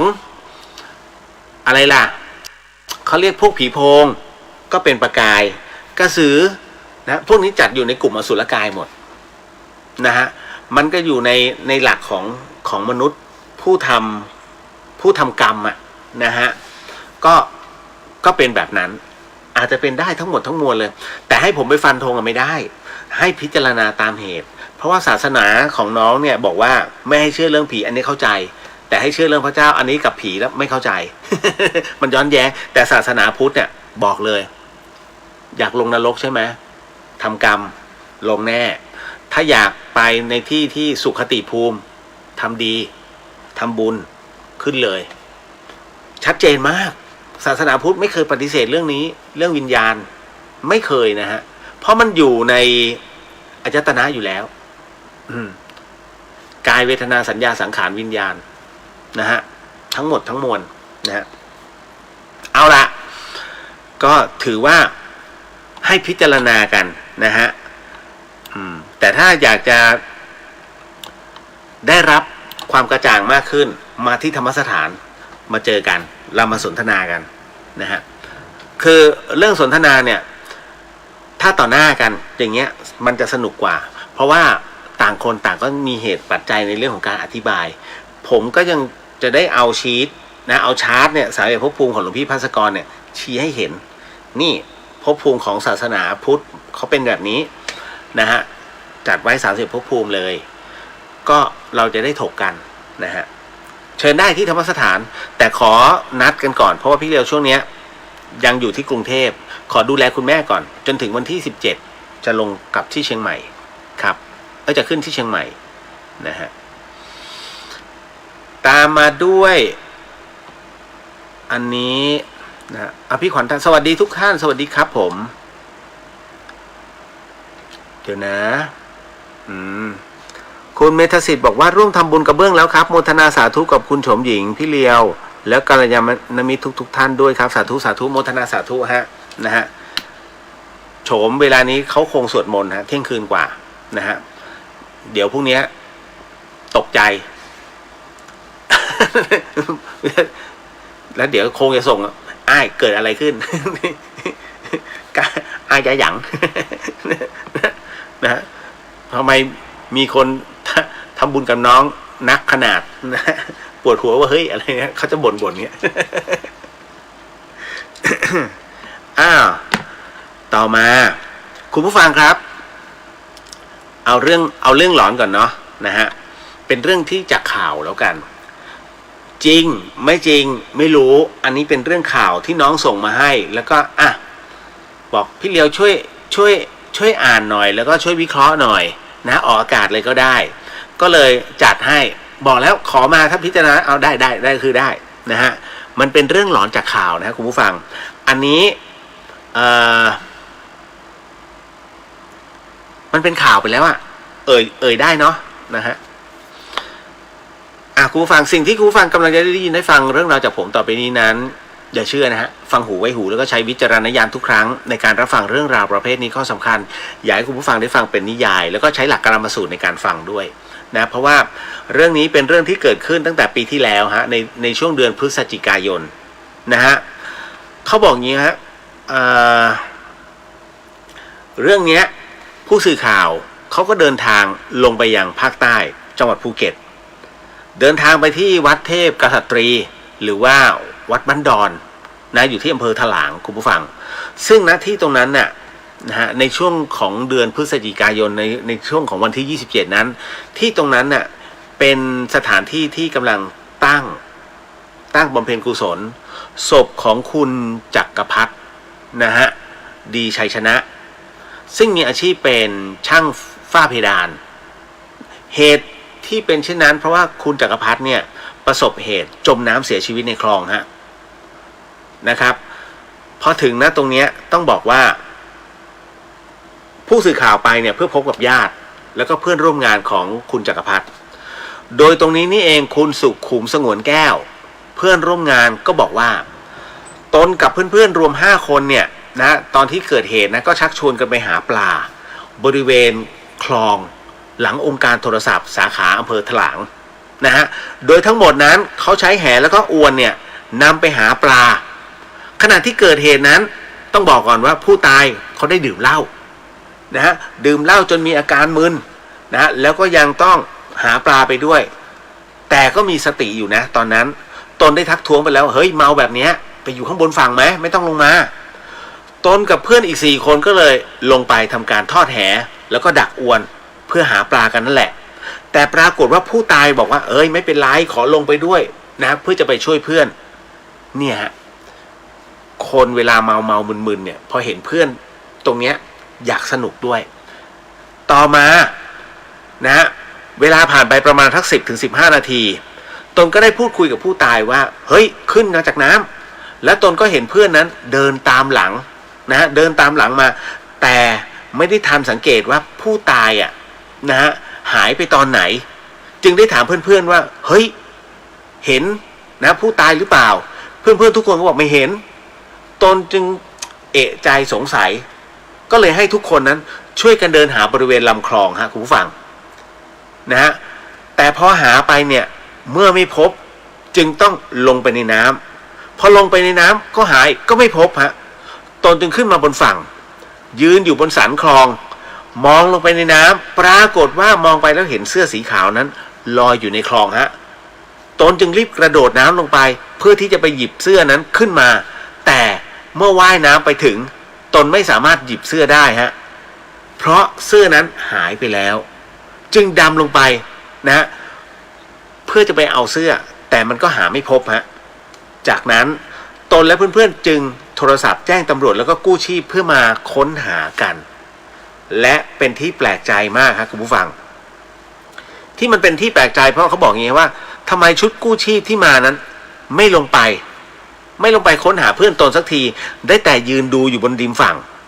ยืนดูกันอย่างเดียวเลยตนจึงได้ถามนะหัวหน้าชุดกู้ชีพว่าให้ปิดประตูน้ำเขาบอกอย่างนี้ว่าตนจึงได้บอกทีมงานชุดกู้ชีพว่าให้ปิดประตูน้ำให้หน่อยเขาก็ ไปปิดประตูน้ำให้หลังจากนั้นเนี่ยมีคนเห็นน่ะว่ามีเสื้อสีขาวลอยอยู่กลางคลองอยู่ใกล้ๆกับต้นไม้ที่ล้มตายอยู่ในคลองหลังจากนั้นเพื่อนของตนที่ชื่อว่าเอกนั้นได้ว่ายน้ำไปแล้วก็ได้นำร่างผู้ตายนั้นขึ้นมาบนฝั่งได้สำเร็จฮะเมื่อมาถึงบนฝั่งแล้วเนี่ยตนก็แปลกใจเป็นครั้งที่2ว่าทำไมทีมกู้ชีพนั้นจึงไม่ปั๊มหัวใจผู้ตายในขณะที่นำขึ้นมาจากน้ำและกู้ชีพนั้นก็ได้นำร่างของผู้ตายนั้นขึ้นไปบนรถมูลนิธิเพื่อนำส่งโรงพยาบาลตนและเพื่อนจึงช่วยกันปั๊มหัวใจบนรถกู้ชีพนั่นเองแต่เพื่อนก็เสียชีวิตไปแล้วและเมื่อคืนกลางดึกนะฮะก็คืออันนี้ก็คือน่าจะเป็นคืนวันที่26พฤศจิกาปีที่แล้วนะฮะที่ผ่านมานั้นตนนอนไม่หลับคิดถึงแต่เพื่อนนะฮะที่จมน้ำตายอย่างกระทันหันจู่ๆในช่วงประมาณสักเที่ยงคืนนะคุณผู้ฟังนะฮะก็ปรากฏว่าคุณคนนี้เขาก็บอกว่าได้ยินเสียงฝีเท้าของคนที่เดินอยู่หน้าห้องและมันมีเสียงเหยียบกระเบื้องปูนนะฮะกระเบื้องที่ปูพื้นอยู่แล้วก็เตะขวดน้ำด้วยที่วางอยู่หน้าห้องเสียงดังโครมตนก็คิดว่าเฮ้ยกลางดึกแบบนี้จะมีใครมาเดินวะนะฮะเพราะตนอยู่กับพ่อ2 คนเท่านั้นตอนนั้นเนี่ยตนตกใจมากแล้วกลัวมากก็ได้นึกถึงเพื่อนแล้วก็บอกว่าเฮ้ยอย่ามาแกล้งกันนะไปสู่สุคติเถอะหลังจากนั้นจนตนก็พยายามข่มตาให้หลับตื่นอีกครั้งหนึ่งก็รุ่งเช้าพอดีและออกมาจากห้องก็ได้ยินเสียงเพื่อนๆเอะอะโวยวายจึงถามว่าเกิดอะไรขึ้นเพื่อนๆบอกว่าเฮ้ยที่หน้าห้องของผู้ตายอ่ะมันมีคราบน้ำเปียกอยู่ที่พื้นน่ะมีโคลนติดอยู่ด้วยนะฮะตรงที่กระเบื้องที่ปูอ่ะนะและก็ยังมีน้ำเปียกๆนั้นอยู่หน้าห้องของผู้ตายตนคิดว่านี่คือวิญญาณเพื่อนที่เพิ่งจมน้ำมาหาตนแล้วก็กลับมาที่ห้องพักอย่างแน่นอนวันนี้เมื่อนำศพมาตั้งไว้ที่วัดตนจึงต้องจุดธูปเทียนแล้วก็บอกกล่าวกับเพื่อนให้วิญญาณของเพื่อนนั้นไปสู่ภพภูมิที่ดีไม่ต้องเป็นห่วงแล้วทางนี้พวกเพื่อนๆจึงช่วยกันทำบุญแล้วก็บำเพ็ญกุศลศพให้นะฮะเรื่องราวตรงนี้ฮะน้องเขาเลยถามมาว่ามันสามารถเป็นจริงได้ไหมพี่เลียวผมต้องบอกฮะอย่างนี้กับเรื่องราวตรงนี้นะที่เขาสงสัยก็คือว่าพอตื่นเช้ามาเนี่ยมันมีรอยเท้าและรอยโคลนอยู่อยากจะบอกว่าเคสนี้ขนลุกเลยเคสนี้ไม่ใช่เคสแรกที่ผมเล่าเรื่องประเภทนี้ให้ฟังนะฮะนี่จะประมาณ10เคสที่10กว่าแล้วนะฮะเป็นไปได้เป็นไปไม่ได้นั้นให้พิจารณาตามเหตุปัจจัยนะครับเพราะว่าผมไม่ได้อยู่ในเหตุการณ์ผมเป็นแค่ผู้เล่าให้ฟังแต่ในขณะเดียวกันก็ให้พิจารณากันนะว่าทั้งหมดทั้งมวลนั้นเป็นไปได้ไหมคุณเคยได้ยินเรื่องป๊อกคลื่นไหมฮะป๊อกคลื่นนะฮะเป็นเรื่องราวที่เขาเล่ากันมาตั้งแต่นมนานมากสมัยของมหาวิทยาลัยเชียงใหม่นั้นยังเป็นช่วงแรกยุคแรกไม่ใช่ยุคนี้นะยุคนี้ยุคดิจิตอล เป็นยุคที่หอพักมีไม่กี่หอแล้วหน้าหอพักเนี่ยที่เป็นสนามบาสนะตรงนี้นะฮะต้องบอกว่ามันยังเป็นป่ากกอยู่นะฮะทุกวันนี้ตรงหอนาฬิกาเนี่ยนะตรงนั้นยังเป็นป่ากกเลยเนี่ยเรื่องราวมันเป็นอย่างนี้นะเพราะฉะนั้นอันนี้เลยต้องเล่าสู่กันฟังก่อนป๊อกคลื่นเนี่ยจำได้ไหมฮะว่าที่หอพักหญิงแห่งหนึ่งของมหาวิทยาลัยเชียงใหม่นะตอนนั้นปรากฏว่าเป็นช่วงที่เขาทำรายงานกันนะฮะเป็นช่วงที่ทำรายงานก่อสอบแล้วคราวนี้เพื่อนคนหนึ่งเนี่ยอยากกินข้าวก็เลยถามบัดดี้ที่ห้องว่าอยากกินอะไรเพื่อนก็บอกว่าอยากกินผัดซีอิ๊วนะฮะอยากกินราดหน้านะอันนี้ก็ไปซื้อให้แต่คราวนี้คุณผู้ฟังนะตอนที่ปิดประตูแล้วก็ลงมาที่หอพักแล้วก็ขี่มอเตอร์ไซค์ไปตอนนั้นเปลี่ยวมากนะที่มชนั้นจะเปลี่ยวมากนะก็ออกไปซื้อราดหน้านะเป็นจังหวะที่ช่วงฝนตกพอดีนะฮะแล้วขากลับมาเนี่ยนะขากลับมาน้องคนนี้เขาก็ฝ่าสายฝนมาจากนั้นนะมันเป็นเรื่องราวที่แปลกมาก ตอนนั้นที่ออกไปในช่วง2 ทุ่มเที่ยงคืนก็ยังไม่กลับนะปรากฏว่าช่วงเวลาตี 2นั้นบัดดี้ในห้องได้ยินเสียงคลืดคลืดคลืดนะฮะคือมันมีบางอย่างที่มันผิดปกติอยู่หน้าห้องนะฮะแล้วก็จากนั้นมีเสียงเคาะประตู3 ครั้งปึ้งปึ้งปึ้งนะฮะเป็นเคาะเลยตึ้งตึ้งตึ้งแบบนี้3 ครั้งเสร็จปุ๊บเพื่อนบัดดี้ที่อยู่ในห้องก็เลยเปิดประตูออกมาปรากฏว่าเห็นถุงนะเห็นถุงรัดหน้านั้นแขวนอยู่ก็คิดว่าเพื่อนกลับมาแล้วนะฮะแต่ว่ามันคงจะแวบๆไปแถวเนี้ยนะก็รัดหน้ามากินเสร็จปุ๊บคืนนั้นนอนนะก็ไม่ได้คิดอะไรแต่ปรากฏว่ามีคนคราวนี้มีคนมาเคาะปุ้งปุ้งปุ้งปุ้งปุ้งปุ้งตกใจมากน้องก็เลยเปิดประตูออกไปนะพอเปิดประตูออกไปเสร็จปุ๊บก็บอกว่ารู้หรือยังว่าบัดดี้ที่ห้องนั้นเสียชีวิตแล้วนะฮะแล้วตำรวจกำลังชันสูตรอยู่นะอันนี้เป็นเรื่องเล่านะคุณฟังเล่าต่อๆกันมานะฮะเขาบอกว่าเสียชีวิตเนี่ยอันนี้น่าจะเสียชีวิตนอกมหาลัยนะฮะน่าจะช่วงเวลาสักประมาณสัก3-4 ทุ่มเพราะดูจากสภาพศพนะฮะเพิ่งจะเสียชีวิตได้ไม่นานนะฮะแต่บัดดี้เนี่ยขนลุกเพราะว่าเฮ้ยแล้วรัดหน้ามายังไงเพราะตอนที่ตายนะฮะถุงรัดหน้าเหมือนกับว่าไม่อยู่แต่ไอ้ถุงรัดหน้าเนี่ยมาแขวนไว้ที่หน้าห้องเธอมันหลัง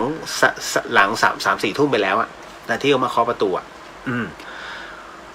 มันก็เลยเป็นที่มาที่ไปนะฮะทุกครั้งไปเนี่ยจะได้ยินเสียงลากพื้นคืดเขาเรียกป๊อกป๊อกคลืดนะฮะเสียงเคาะประตูเสียงเคาะผนังไปด้วยนะแล้วคราวนี้เขาก็เปิดประตูมาดูมันก็มีแค่รอยหยดน้ำอันนี้เรื่องเล่าให้ฟังคือเรื่องแบบนี้มันเยอะมากไอ้เรื่องที่เป็นรอยน้ำรอยเท้าที่ผมเล่าให้ฟังเรื่องโรงแรมที่พะเยาที่มันโรยแป้งข้างหน้าแดนเซอร์แดนเซอร์ลูกทุ่งเวทีไทยโดนกันหมดนะแต่ไม่มีรอยเท้าครับกรี๊ดสนั่นเยอะเรื่องนี้ถ้าคุณอยากพิสูจน์นะถ้าได้ยินแบบอะไรอย่างเนี้ยเอาแป้งโรยหน้าห้อง นะถ้ายังได้ยินเสียงลองเปิดมาดูรอยแป้งก่อนมีไหมวะรอยเท้าถ้าไม่มีค่อยสันนิษฐานกัน เล่าสู่กันฟัง นะฮะต่อมาพี่ขวัญตาบอกว่ามีข้อสงสัยค่ะการนับถือศาสนาพร้อมกันถึง2 ศาสนาเป็นต้นขึ้นไปมีผลดีหรือผลเสียเช่นไรต้องดูเหตุแห่งความศรัทธาเป็นหลักนะฮะว่ามีผลดีผลเสียไหมจริงๆแล้วผมใช้คำพูดของอาจารย์วรพัฒน์ผู้เจริญนะแรกเริ่มของอาจารย์วรพัฒน์เนี่ยถือศาสนาคริสต์นะฮะแต่ปรากฏว่าอาจารย์วรพัฒน์ประสบเหตุนะฮะที่ผมไม่แน่ใจว่าที่สมุยหรือพังงานน่าจะสมุยนะแล้วทำให้ร่างกายของอาจารย์ดร.วรพัฒน์นั้นไม่สามารถขยับได้นะฮะจนกระทั่ง เหมือนกับว่าในห้องนั้นเนี่ยนะอาจารย์บอกว่าไม่มีอะไรเลยอาจารย์ไปเจอหนังสือเล่มหนึ่งฮะชื่อว่าหนังสือคู่มือมนุษย์นะฮะอาจารย์ให้คนอ่านให้ฟังนะฮะแล้วจากนั้นเนี่ยพอรับฟังปรากฏว่ารู้สึกว่าเฮ้ยเป็นหนังสือที่ดีคู่มือมนุษย์นี่เป็นของหลวงพ่อพุทธทาสท่านเขียนนะผมยังซื้อให้อาจารย์แม่ชีหลายๆท่านได้ถวายไปนะครับแล้วคราวนี้ก็คือว่าพออาการอาจารย์ดีขึ้นอาจารย์ก็เลยเอามาเปิดพิจารณาใหม่คู่มือมนุษย์ตั้งแต่นั้นเป็นต้นมาท่านเลยลองปฏิบัติแนวของศาสนาพุทธพอลองปฏิบัติดูอาจารย์บอกงี้นะฮะนักลงทุนที่ดีไม่ควรจะลงทุนหุ้นตัวเดียว ท่านเปรียบเสมือนว่าเรานับถือคริสต์อยู่แล้วนะฮะก็ถ้าสมมุติว่าพุทธแนะนำให้ไปถึงเส้นทางแห่งการพ้นทุกข์ก็คือพระนิพพานนะฮะฉะไหนเลย การทำบุญสุนทานทั้งหมดทั้งมวลมันก็เป็นความสบายใจมันเป็นอะไรที่น่าสนใจนะฮะอย่างน้อยเราก็ลงทุนอีกหนึ่งศาสนานั้นตรงนี้เสร็จปุ๊บนะฮะท้ายที่สุดแล้วท่านก็ลองนะอย่างน้อยตายไปถ้าเรื่องราวที่ศาสนาพุทธกล่าวไว้จริงเราก็ยังมีต้นทุนในเรื่องของที่เราทำบุญเอาไว้แต่ถ้ามันไม่มีจริงก็ถือว่าเราได้รู้จักความอิ่มเอิบความดีใจนะฮะที่เราได้เผื่อแผ่ทั้งหมดนี่คือวิธีคิดของแกนะฮะจนกระทั่งช่วงเวลาผ่านไปอาจารย์ศึกษาในเรื่องของศาสนาพุทธอย่างถ่องแท้ดร.วรพัฒน์ผู้เจริญนะฮะผู้ที่เป็นอีกหนึ่งคนที่อยู่ในองค์การนาซานะฮะท่านจะแขนท่านจะขยับไม่ค่อยจะได้นะข้างหนึ่งแต่ว่าทั้งหมดทั้งมวลมันไม่ขึ้นอยู่กับสรีระขึ้นอยู่กับปัญญา อาจารย์ก็เลยลองปฏิบัติตั้งแต่นั้นเป็นต้นมาเนี่ยอาจารย์บอกว่าอาจารย์ทิ้งเลยนะอันแรกที่ท่านเคยได้ปฏิบัติเพราะว่าดูแล้วหนทางของพระพุทธศาสนาแล้วเป็นศาสนาที่เขาเรียกชี้เส้นทางแห่งการพ้นทุกข์อย่างถ่องแท้นะฮะดังนั้นเนี่ยผมก็เลยใช้คำของอาจารย์วรพัฒน์มาพูดแล้วกันว่าถ้าลองถือสองศาสนานะมีผลเสียไหมก็ไม่มีฮะแต่ลองดูแต่ไม่ใช่สามศาสนานะฮะคือถ้าสามศาสนาเขาเรียกชายสามโบสถ์นะฮะคำว่าชายสามโบสถ์เป็นคำเปรียบเทียบเป็นคำพังเพยก็คือคบไม่ได้เพราะอะไรคบไม่ได้เพราะลังเลมีความลังเลเกิดขึ้นสองศาสนานี่ยังถือว่าเอาไว้ให้พิจารณาแต่ถ้าสามศาสนาปุ๊บเมื่อไหร่นะฮะถือว่าเป็นผู้ที่มีความลังเลสูงไม่ควรจะคบนะฮะเพราะฉะนั้นไม่สามโบสถ์หมายถึงบทแค่หนึ่งบทแล้วศึกสามโบสถ์ไม่ใช่อันนั้นคือเขาเรียกในหนึ่งศาสนานะแต่ความเปรียบเทียบคือชายสามโบสถ์คือสามศาสนาแค่นั้นเองนะฮะเก็ตเนาะ นะคุณพิชยาภาบอกเงอหลอนนะฮะเป็นเรื่องเล่าครับเป็นเรื่องเล่าอันนั้นนะฮะอันนี้แชมป์วัดดีตอนเช้าครับพี่เลียวใช่เหรอ ใช่ตอนเช้าอะฮะอันนี้คุณเมธสิทธิ์ไปแล้วเนาะนะฮะแล้วก็เอาจริงนะวันนี้ผมก็กะว่าจะไปตัดแว่นนะตัดไปไม่ทันเป็นห่วงคุณแม่พอเข้าเซเว่นได้ผมก็ซื้อสเต็กเลยสเต็กเนี่ยมีเฉพาะในกรุงเทพนะฮะของเซเว่นผมลองมาแล้วไปขับรถผ่านสิงห์บุรีก็ลองเข้าเซเว่นตรวจดูก่อนว่ามันมีเปล่าสเต็กเพราะอย่างน้อยขึ้นเชียงใหม่ผมจะซื้อตุนไปไงมาอร่อย แล้วก็จากนั้นก็ไปกำแพงก็ไม่มีนะฮะลำปางก็ไม่มีเชียงใหม่ก็ไม่มีถามปุ๊บเขาไม่รู้จักจริงผมก็งงโอเครู้แล้วแสดงว่ามีเฉพาะในกรุงเทพนะกรุงเทพบางสาขายังไม่มีเลยสเต็กหมูพริกไทยดำอ่ะผมจะชอบน้ำที่เขากำลังทำพอดีกำลังอร่อยเกตค่ะขอบคุณค่ะโมทนาสาธุฮะต่อมานะฮะคุณลีคุณออนอุมานะฮะสวัสดีครับคุณเลียวสวัสดีครับผมนะคุณพลสวัสดีครับพี่เลียวสวัสดีฮะนะไม่ว่ากันนะใช้แว่นขยาย ต่อมาคือหลายคนงงเฮ้ยพี่ตกลงเลยเดอะเฮียนพี่มันรายการประเภทไหนมันอรรถรสผสมกันเพราะว่าเรื่องผีเรื่องวิญญาณน่ะมันจัดอยู่ใน130ภพภูมิมันอยู่ในหลักของพุทธศาสนาเจ้านะผมจะแปลเป็นอื่นเป็นไปไม่ได้เพราะว่าอันนี้คือธรรมะบันเทิงมันกลายเป็นว่าผมต้องตอบคำถามมาเรื่อยๆมีตั้งแต่ต้องพูดง่ายๆตั้งแต่สิ้นหลวงพี่ภาสกรนะผมจะหนักไปทางตอบคำถามมากเมื่อก่อนนี้จะหนักไปทางเรื่องหลอนเยอะนะฮะแต่พอถึงตรงนี้เสร็จปุ๊บมันแปลกตรงที่ว่าคือผมเนี่ยไม่เคยตอบคำถามหนักขนาดนี้นะตลอด2 ชั่วโมงมันกลายเป็นตอนนี้ทุกครั้งไปเนี่ยทุกท่านโอ้โหก็ดูกี่คำถามมาอันนี้2อันนี้อีก4 แล้วยังไม่รวม ไม่รวม YouTube เพียบอ่ะแต่ว่ามันก็ต้องค่อยๆเป็นค่อยๆไปไงนะฮะก็ตอบอ่ะเพราะว่าบางท่านสงสัยเขาสงสัยจริงๆนะคือสงสัยตอบหาคนตอบไม่เคลียร์มันจะสงสัยหนักขึ้นนะฮะแล้วถ้าตอบแล้วยังหาที่ตอบยังหาที่ลงใจไม่ได้นี่บางทีบางคนเขาเบื่อไปเลยนะไม่เอาเราเองก็ไม่รู้จะทำหน้าที่แบบไหนเพราะฉะนั้นด่านแรกก็คงจะขอเป็นผมเหมือนเดิมแต่ถ้ายังติดใจข้องใจอะไรที่หนักไปทางสมมุติว่าเฮ้ยจิตดวงนี้มันจะเป็นตัวฟ้องอารมณ์แบบนี้จิตดวงนี้เนี่ยมันจะทำหน้าที่แบบนี้คุณต้องไปที่อันนี้ก็คือต้องคุยกับนักอภิธรรมนะฮะมันเป็นเรื่องของในส่วนของวิถีจิตละนะฮะณตรงนั้นนะฮะเป็นเรื่องของเจตสิกดังนั้นต้องให้นักอภิธรรมซึ่งเขาโอ้โหกว่าจะเรียนจบอ้อมาป่ะเนี่ยนักอภิธรรมตัวยงเลย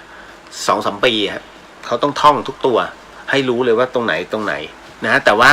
อย่างที่ผมบอกว่าเรียนอภิธรรมมาเรียนเพื่อรู้ได้แต่เรียนเพื่อให้ถึงพระนิพพานหมายถึงว่าความว่างเนี่ยผมว่าอันเนี้ยต้องให้ท่านเหล่านั้นตอบนะฮะเพราะว่าเท่าที่ผมถกกันนะฮะสมมุติว่าผมรู้ว่าการทำงานของลูกโป่งนะฮะมันต้องอัดอะไรก๊าซอะไรที่มันต้องขึ้นที่มันลอยขึ้นผมรู้แต่ปรากฏว่ามีอีกท่านหนึ่งเนี่ยฮะนะมาบอกว่าเฮ้ยก๊าซนี้นอกจากอันนี้แล้วมันยังมีอีกอันหนึ่งเว้ยนะฮะมันดูดสูบไปสิฮีเลียมอ่ะนะคือมันใช่เหมือนกันไงแต่ฮีเลียมมันโอ้โหกว่าจะบานกว่าจะลอยนะฮะเพราะฉะนั้นมันไม่ทันกินต่างคนต่างถูกด้วยกันทั้งคู่แต่คราวนี้มันจะต้องหาจุดลงตัวนะฮะดังนั้นเมื่อรู้ว่าเฮ้ยอันนี้ของเขารู้เยอะเอาไม่เป็นไรเราก็ทิ้งของเราเพราะเรารู้แค่นี้จบแต่พอทิ้งเยอะเสร็จปุ๊บเนี่ยเขารู้เยอะไงมันมีก๊าซ2 ตัวเกิดขึ้นถ้าผมจะเริ่มใหม่โดยที่เหมือนกับว่าเอาตัวที่3เข้ามาหรือว่าจะต้องปฏิบัติอะไรก็ตามเขาจะเริ่มงงแล้วเพราะว่าเขาติดไอ้ตัวเนี้ยมันมีแค่2 ตัวด้วยทำไมไอ้นี่บอกมีหลายตัววะ มันจะติดนั่นแหละแล้วก็ต้องมานั่งพิจารณาใหม่พอจะบรรลุติด เพราะมันรู้แล้วไงนะฮะว่าถูกผมหลอก นะฮะคือเอาง่ายๆว่ามันติดจิตอะเพราะว่าพอรู้ไปเสร็จปุ๊บไอ้ตัวนี้ทำหน้าที่พอมันจะเริ่มว่างอ๋อไอ้ตัวนี้มันเป็นตัวที่ว่างนะไอ้ตัวนี้ทำให้เราคิดนะมันจะกลายเป็นสิ่งที่เรียนรู้ว่ามันมาตีมันก็เลยทำให้ไม่สงบแค่นั้นแหละเรื่องของเรื่องนะฮะ แสดงว่ารำคาญผมใช่ไหมเนี่ยคุณจินนชา นะฮะลองหาแว่นอ่านหนังสือสำเร็จรูปใช่ไหมตามร้านหนังสือไหมฮะร้าน C1 ก็อาจจะต้องถึงกับตัดแว่นใหม่เอาแค่มาอ่านเดี๋ยวพรุ่งนี้จะลองหาดูฮะไม่ใช่ผมไม่รำคาญนะผมปกติผมจะมีแว่นไอ้ที่วันนั้นที่ทักผมมาว่าใส่แว่นนั่นแหละมันเป็นแว่นแต่ผมไม่ได้หยิบมาไงเดี๋ยวขอดูในรถก่อนถ้าเอามาก็โอเคเลยคุณชัยพลบอกสวัสดีครับคุณเลี้ยวเมื่อกี้หลับฝันไปว่ามีเปรตมายืนที่หน้าบ้านที่ชั้นล่างมีผ้าม่านอยู่แต่ไม่ได้เปิดผ้าม่านดูเลยไม่เห็นหน้าเปรตครับไม่เคยฝันอย่างนี้เลยครับเพิ่งเป็นครั้งแรกนั่นเมื่อวานนี้ก็คุยเรื่องตรงนี้ไปนะฮะความฝันแบบนี้มันเกิดขึ้นเพราะว่า1บุพนิมิตใช่ไหมฮะมันเป็นอำนาจของการกระทำหรือว่าเป็นอำนาจของในเรื่องของบาปบุญคุณโทษนะหรือว่าสิ่งที่ผ่านมาในอดีตของเราแม้ว่าอดีตแท้ๆหรืออดีตชาติมันสั่งสมเข้ามานะฮะมันถูกเก็บไว้พอถึงจุดหนึ่งบุพนิมิตเนี่ยมันจะคัดตรงนี้ออกมานะเพราะฉะนั้นบางทีก็มีเป็นเรื่องจริงบางทีก็เป็นเรื่องที่เฮ้ยแม่นเว้ยหรือว่าบางทีเป็นเรื่องเป็นภาพที่มันฉายมาให้เราดูเล่นๆอันนี้คือเป็นเรื่องของบุพนิมิตอันที่2อย่างที่จิตอาวรณ์อย่างที่เคยอธิบายไว้ก็คือมันเป็นอำนาจของจิตนะที่มันหน่วงอารมณ์เข้าไปเขาเรียกจิตอาวรณ์มันจึงเกิดเป็นความฝันขึ้นมานะว่าเฮ้ยเราไปเก็บอารมณ์แบบนี้มาแล้วมาฝันแบบนี้นี่ฮะเทพสังหรณ์ตัวนี้หมายถึงว่ามันเป็นอำนาจของเราทวยเทพเทวดาทั้งหมดทั้งมวลนะฮะที่เรียกว่ามาปรากฏในฝัน นะก็มันเป็นในเรื่องของสิ่งที่เราเก็บตรงนั้นอ่ะมันเป็นเหตุการณ์ต่างๆที่เราไปดูนะตรงนั้นขึ้นมาแล้วก็เอามาฉายมาเป็นความฝันนั่นเองอันนี้เขาเรียกว่าเทพสังหรณ์นะตัวสุดท้ายธาตุกำเริบ อันนี้ตามเหตุปัจจัยเลยท้องไส้ปั่นป่วนนะฮะมาร่างกายมันมีบางอย่างที่ผิดปกติต่างๆนานาไปพอเราหลับไปมันหลับไม่สนิทมันอยู่ในภวังค์นิดนึงมันก็จะดึงมาเป็นความฝันก็ได้หมดเลยเพราะฉะนั้นเนี่ยอย่างที่เขาว่าฮะจะเป็นเทพนิมิตจิตอาวรณ์เทพสังหรณ์นะฮะแล้วก็ธาตุกำเริบบุพนิมิตฮะ4 อย่างด้วยกันนะครับไม่ต้องไปคิดมากไม่ต้องไปกลัว นะฮะต่อมา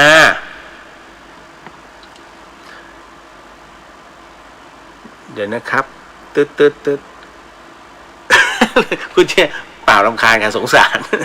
ขอบพระคุณนะพี่นัทนานบอกว่ามีคนบอกพี่ว่าลูกศิษย์พระพุทธเจ้าคนสุดท้ายเป็นคนญี่ปุ่นเขาได้ตำรามาคำบริกรรมของเขาสูงกว่าคำว่าพุทโธเขาชวนพี่ไปเข้ากลุ่มอุ้ยตายแล้ว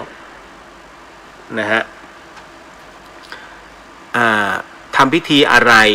ไม่ใช่พระอธิบายให้ฟังหน่อย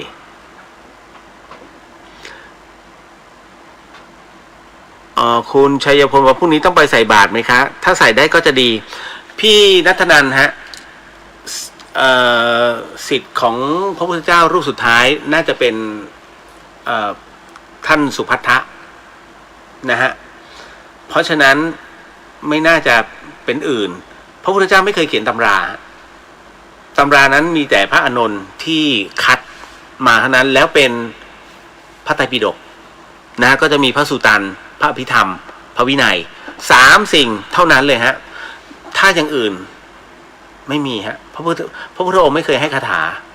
มีแต่คนสร้างคาถาขึ้นมานะฮะมันจะมีอะไรแบบนี้ไปเรื่อยๆนะครับพี่นะครับพิจารณาดีๆฮะเพราะว่าไม่งั้นเนี่ยเราก็จะตกเป็นเครื่องมือนะพระพุทธศาสนาไม่เคยสอนให้ไปแบบนี้นะผมเองเนี่ยแม้ว่าจะเคยตายแล้วฟื้นจัดรายการก็หนักไปเรื่องผีเรื่องสางแต่ผมก็จะบอกทุกคนว่าเฮ้ยอย่าเชื่อฟังสิ่งที่ผมพูดเนี่ยให้ฟังเป็นนิยายให้เป็นเรื่องเล่าแล้วก็คือสนุกอ่ะแต่ว่าหลักของพุทธศาสนาจริงๆท่านให้ข้ามไปนะฮะเหตุแห่งการพ้นทุกข์ก็คือเรารู้จักวางทุกข์ออกไปนะฮะขจัดออกไปให้ได้แค่นั้นเลยนะฮะเพราะฉะนั้นไม่มีอะไรครับจะไปเข้าพิธีจะไปร่วมมันคือทุกข์ทั้งนั้นเลยที่พูดมาเนี่ยเพราะเราต้องไปร่วมเราจะต้องคิดเฮ้ยต้องไปตรงไหนมีการนัดหมายยังไงทุกอย่างที่คิดเป็นทุกข์หมดเลยนะฮะเพราะฉะนั้นแล้วแต่ว่าจะคัดสรรแบบแต่สำหรับผมนะผมบอกว่าโมทั้งเพนะฮะแต่ละกลุ่มตั้งขึ้นมานะฮะลองพิจารณาดูพี่ไม่ได้ห้ามนะครับจะสังเกตว่าผมจะไม่ค่อยห้ามแต่ว่าให้พิจารณาใช้หลักกรรมสูตรมาในการพิจารณาอะไรที่เป็นกุศลเนี่ยพระพุทธองค์ให้เชื่อแบบนั้นนะครับต่อมาเมื่อกี้คุณจินชาบอกว่าเข้าใจความรู้สึกค่ะก่อนเข้าภาวะอ่านหนังสือไม่ได้หงุดหงิดพอควรต้องถอดเข้าถอดออกเพราะตาสั้นเอียงด้วยหมอบอกสายตายาวเป็นภาวะของคนที่อายุ40ขึ้น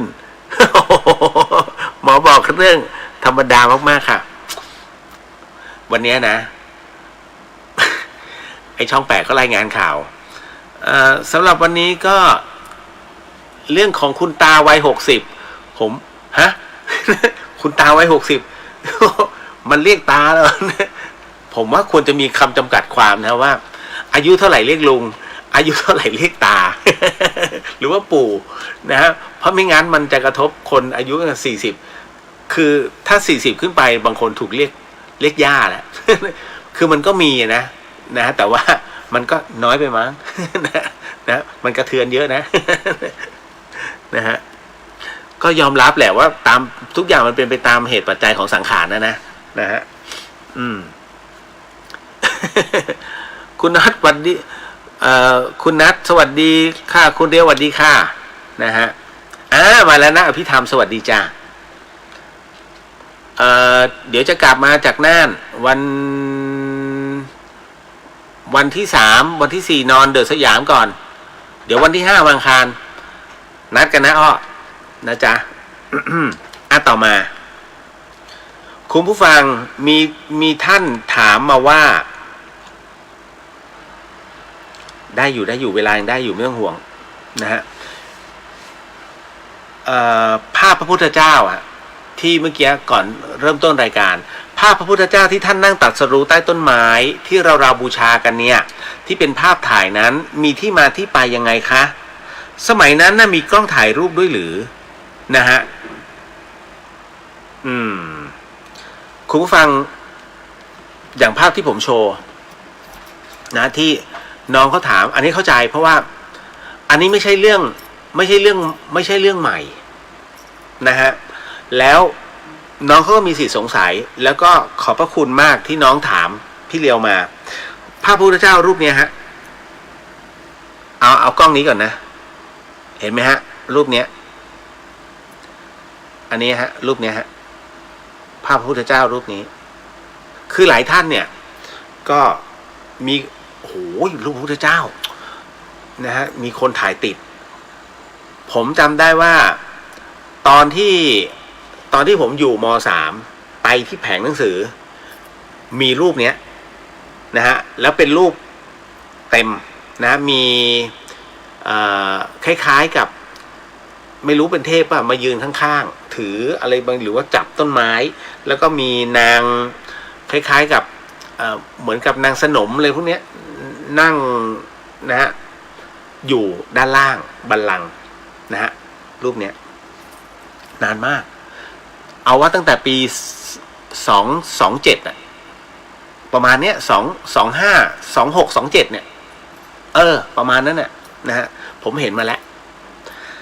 จริงๆก็เลยต้องบอกว่าไม่ใช่แล้วเขาเขียนว่าเป็นภาพถ่ายอะไรเนี่ยเป็นภาพนิมิตถ่ายติดตามนิมิตเป็นกล้องชนิดพิเศษจริงๆภาพนี้ถูกเฉลยมาตั้งนานแล้วนะฮะว่าเป็นภาพที่ศิลปินชาวสเปน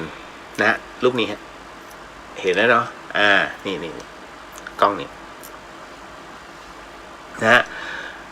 เป็นภาพที่ศิลปินชาวสเปนที่ชื่อว่าเอ็ดดาร์โดชิชาโลนะฮะวาดขึ้นเขาวาดได้เหมือนมากเขาใช้เวลาถึง5 ปีนะฮะในการวาดรูปนี้ขึ้นมานะฮะเป็นศิลปินเป็นจิตรกรชาวสเปนนะครับก็อยู่ในระหว่างปี 2459 นะถึง 2464 นะฮะเพราะฉะนั้นอันนี้วาดมาเพราะว่าจากการที่เขาศึกษานะในเรื่องของพระพุทธเจ้านะฮะว่าพระพุทธเจ้าบุตรเจ้าของเราเนี่ยนะฮะตรัสรู้ที่ใต้ต้นอสัตตพฤกษ์หรือว่าต้นโพนะแล้วจากนั้นเนี่ยเขาก็เลยวาดตามนะตรงนั้นนะก็คือนำพระพักตร์ของพระพุทธรูปนะสมัยก่อนในสมัยอินเดียเนี่ยทั้งหมดทั้งมวลมารวมกันแล้วก็มาปรับจึงกลายมาเป็นภาพนี้ฮะเพราะฉะนั้นภาพนี้เป็นภาพของจิตรกรชาวสเปนที่วาดนะฮะไม่ใช่รูปถ่ายติดพระพุทธเจ้านะครับเนี่ยกล้องถ่ายรูปมันเพิ่งเข้ามาไม่ถึงคือยังไม่ถึง250 ปีเลยคุณนะฮะนะฮะนี่นะอันนี้ก็เอาไว้ไม่เป็นไรก็คือบูชาอย่างน้อยก็ถือว่างามเราก็ใช้ในการเป็นพุทธบูชาได้ถือว่าเป็นบุญของศิลปินชาวสเปนท่านนี้ด้วยนะครับเพราะว่าได้วาดเอาไว้นะต้นฉบับยังอยู่ที่พิพิธภัณฑ์ในสเปนนะฮะตัวนี้คุณน้องบอกว่าสวัสดีค่ะคุณเรียวโชคดีได้ร่วมบุญกับคุณโฉมนะฮะส่งราหูออกจากพฤษภคืนนี้โมทนาสาธุนะครับต่อมา พี่ณัฐนันท์อ๋อพี่ไม่ไปพี่ฟังรายการคุณบ่อยล้างสมองพี่ไม่ได้ มันไม่ใช่ตัวเขาเองก็ล้มเหลวอ๋อนะฮะขอบพระคุณนะพี่ที่ยังมีความแข็งแรงแล้วก็เข้มแข็งในเขาเรียกว่ามีความเชื่อมั่นในตัวตนคือบางคนนะฮะเจอสิ่งรอบข้างใส่เข้าไปมันเป๋นะสมมุตินะบางคนเขาบอกเฮ้ยเนี่ยอย่าไปเชื่อมันไอเลียมขี้เมานี่นู่นนั่นเนี่ยมันเที่ยวกลางคืนมั่งโอ้มันไปแต่สารพัดเลยโอ้เละเทะเลยเนี่ยแล้วอยู่ๆเนี่ยมันก็มานั่งจัดรายการยังเชื่อมันนี่เห็นไหมฮะแล้วเฮ้ยเราก็ฟังเขาทุกวันทำไมมีคนมาบอกอย่างนี้คนแรกไม่เท่าไหร่คนที่2มาคนที่3มาคนที่4มาคนที่5มาคนที่จน10คนเนี่ยนะฮะมาใส่คุณเริ่มเป๋แล้วแต่พอได้มาคุยกันจริงๆบังเอิญไม่แต่ว่าบังเอิญพี่ณัฐนันท์น่ะเคยเจอผมและพี่เขาเคยมอบอะไรล่ะมะม่วงดองให้ด้วยเพราะฉะนั้นเนี่ยแกรู้ไงว่าอะไรประมาณไหนนะฮะเพราะฉะนั้นผมยกตัวอย่างให้ฟังว่าคนเรามันสามารถเป๋ได้เพราะว่าสิ่งรอบข้างที่เข้ามาอัดมันเป็นหลักจิตวิทยาคุณหมอ คุณหมอที่ฝ่ายประสาทวิทยามักจะพูดอย่างนี้เสมอบอกโอ้ยหมอเจอเยอะเนี่ยเอาง่ายๆอย่างเรื่องของคุณหญิงพรทิพย์นะฮะที่โดนคุณแม่น้องแตงโมคุณหญิงโดนเยอะนะอัดตุ้มตั้มแต่ละเรื่องแต่คุณหญิงบอกไม่ตอบโต้จบเลยเพราะคุณหญิงเจอมาเยอะแล้วเรื่องแบบนี้นะฮะคือเรื่องตรงนี้มันก็เลยกลายเป็นสังคมเลยตีกลับกลายเป็นคนที่น่าสงสัยที่สุดคือคุณแม่น้องแตงโม มันนิดเดียวก็คือมุมมันบิดนิดเดียวคดีพลิกเลยนะเอ๊ะทำไมจึงกลายเป็นเช่นนั้นเพราะฉะนั้นเนี่ยมันนึงตอบก็ไม่ได้เห็นไหมเนี่ยคำพูดบางคำพูดมันบิดได้ทันทีนะฮะเนี่ยมันจึงมีเหตุและปัจจัยทั้งหมดทั้งมวลนะเพราะฉะนั้นคนที่ถูกคนว่าคนที่ถูกคนนินทานะฮะคุณอย่าใส่ใจให้มองว่ากระทบใจปุ๊บรีบสกัดอารมณ์นั้นออกไปเพราะว่าอะไรฮะคุณห้ามคนนินทาไม่ได้จริงๆต่อให้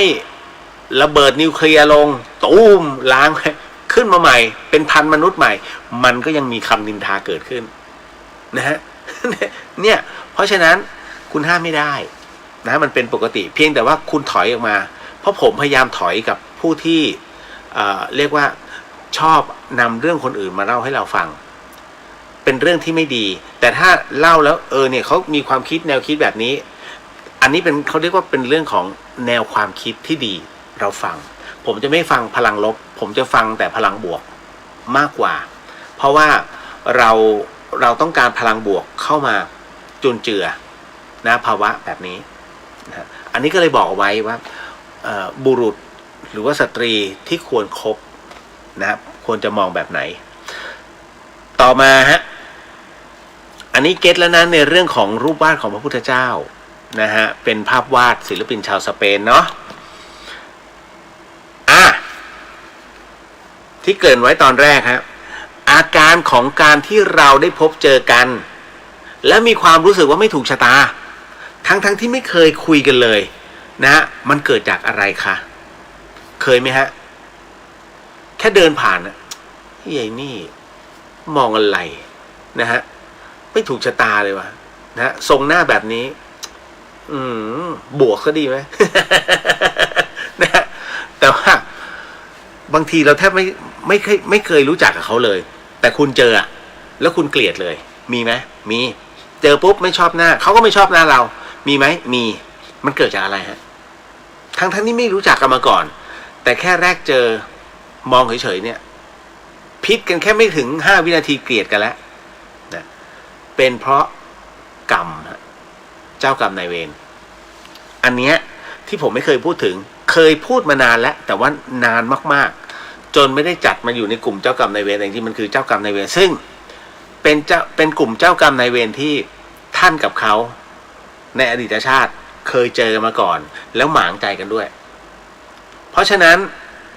เมื่อมีการหมองใจไม่เคยอโหสิกรรมให้กันและกันเนี่ยปรากฏว่าพอเจอปุ๊บเหม็นหน้ากันเลยผมไม่ได้พูดเองอันนี้ครูบาอาจารย์ท่านบอกเลยว่าเนี่ยนี่คือบุพกรรมของการข้ามภพข้ามชาตินะฮะหน้ามันหน้ามันกวนอะไรประมาณนี้ฮะแต่พอได้คุยกันปุ๊บ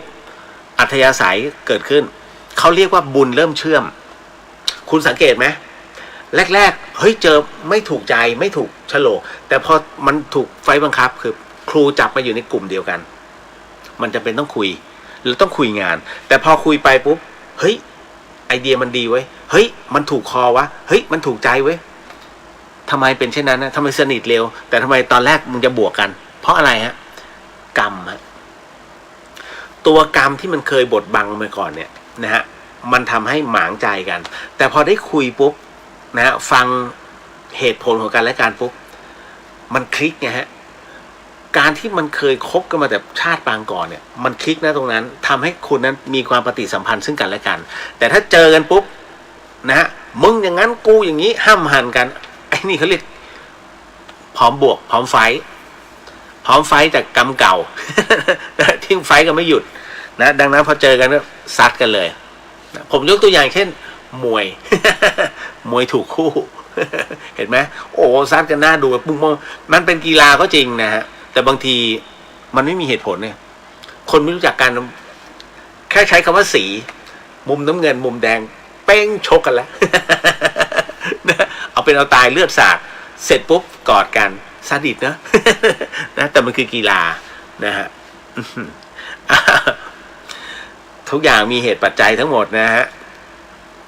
คุณปริญญาสวัสดีครับพี่เลียวสวัสดีครับผมคุณวรินทร์สวัสดีครับคุณเลียวสวัสดีฮะนะฮะเอาละต่อมาโอ้โหคำถามเยอะมากวันนี้ ถามตอบถ้าไม่ทันอันนี้ไปแล้วนะฮะอาการที่พบเจอจบลงไปต่อมาพี่เลียวตอนนี้ป๋าโอ้ยขออภัยต้องใช้เสียงต่ำเพราะว่าอันนี้เป็นเรื่องซีเรียสพี่เลียวครับตอนนี้ป๋าผมเนี่ยอาการน่าเป็นห่วงครับเนื่องจากเป็นหลายโรคแกไม่รู้สึกตัวแล้วครับผมควรทำยังไงดีทำอะไรไม่ได้ฮะไม่รู้สึกตัวแล้วนะฮะเพื่อให้ป๋าได้ไปสงบแต่แกไม่ได้เป็นโรคโควิดนะครับหมอบอกอาจไม่เกินพรุ่งนี้ครับพี่น้องครับผมจะบอกว่าอายตนะสุดท้ายของคุณพ่อที่จะดับนะคือหูดังนั้นอะไรก็ได้น้องนั่งสวดมนต์ให้ท่านฟังก็ได้เป็นบทไปทำวัดเช้าทำวัดเย็นเสร็จปุ๊บเอาเรื่องราวความดีนะฮะที่ไปทำบุญด้วยกันแต่ถ้าไม่มีเอาเรื่องราวแห่งความรักนั่นคือจำได้ไหมป๋าผมเคยตรงนี้แล้วป๋ามายินดีกับผมเป็นเรื่องราว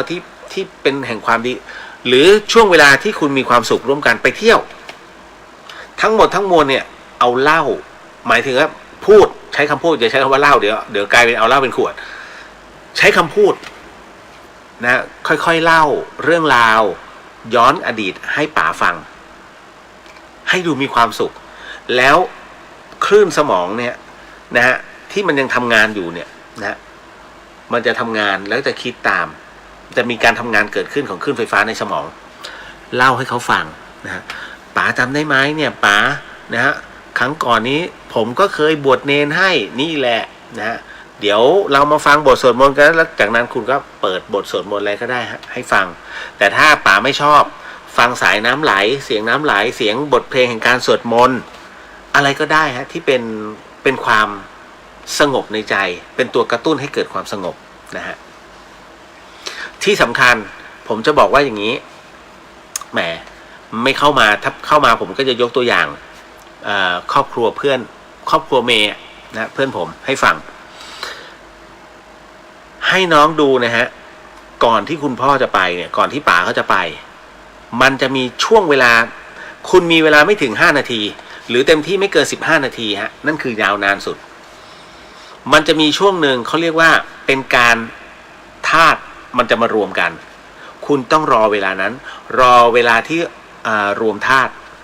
คือธาตุดินน้ำไฟลมเนี่ยนะฮะมันจะเข้ามากระตุ้นเขาเรียกเฮือกสุดท้ายเฮือกสุดท้ายนั้น ถ้าเป็นหมอมือใหม่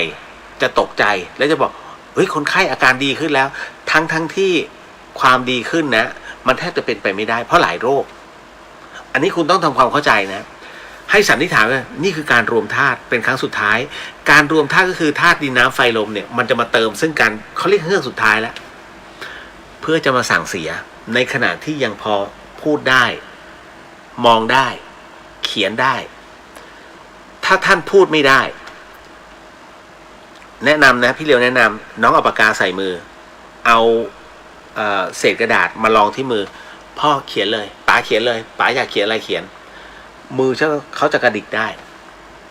นั่นคือวาระสุดท้ายฮะคือเฮือกสุดท้ายของธาตุทั้งหมดมารวมกันแล้วเพื่อทำการสั่งเสียนี่เป็นธรรมชาตินะให้คุณสังเกตดีๆเพราะน้องๆหลายๆคนที่ฟังรายการผมอยู่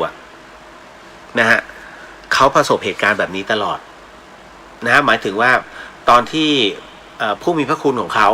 ใกล้จะเสียชีวิตลงบางคนก็ภายใต้อ้อมแขนนะฮะบางคนก็ด้วยความตกใจอุ๊ยทำไมอาการดีแบบนี้แล้วก็ซุดฮวบเลยนั่นคือการรวมธาตุครั้งสุดท้ายนะจงสังเกตอาการนี้ให้ดีคุณมีนาทีทองแค่ช่วงนี้นะฮะอยากคุยอะไรนะฮะให้เขามีอารมณ์ที่ปลดปล่อยคุยเลยนะฮะแล้วก็อยากจะเขียนอะไรดูลายมือเป็นครั้งสุดท้ายก็เอาปากกาใส่มือนะแล้วก็เอากระดาษรองเขียนเลยป๋าเขียนเลยนะฮะแค่นั้นนะถ้าเขาเขียนได้นั่นคือที่ระลึกครั้งสุดท้ายที่คุณจะมีกรุณาใส่กรอบให้ดีฮะพร้อมเส้นผมพี่เดียวช่วยได้แค่นี้เพราะว่าทั้งหมดทั้งมวลมันเป็นไปตามเหตุแห่งกรรมมันไม่เป็นเรื่องอะไรเลยครับมันนี่คือธรรมชาติผมจะบอกว่าพี่เลียวไม่มี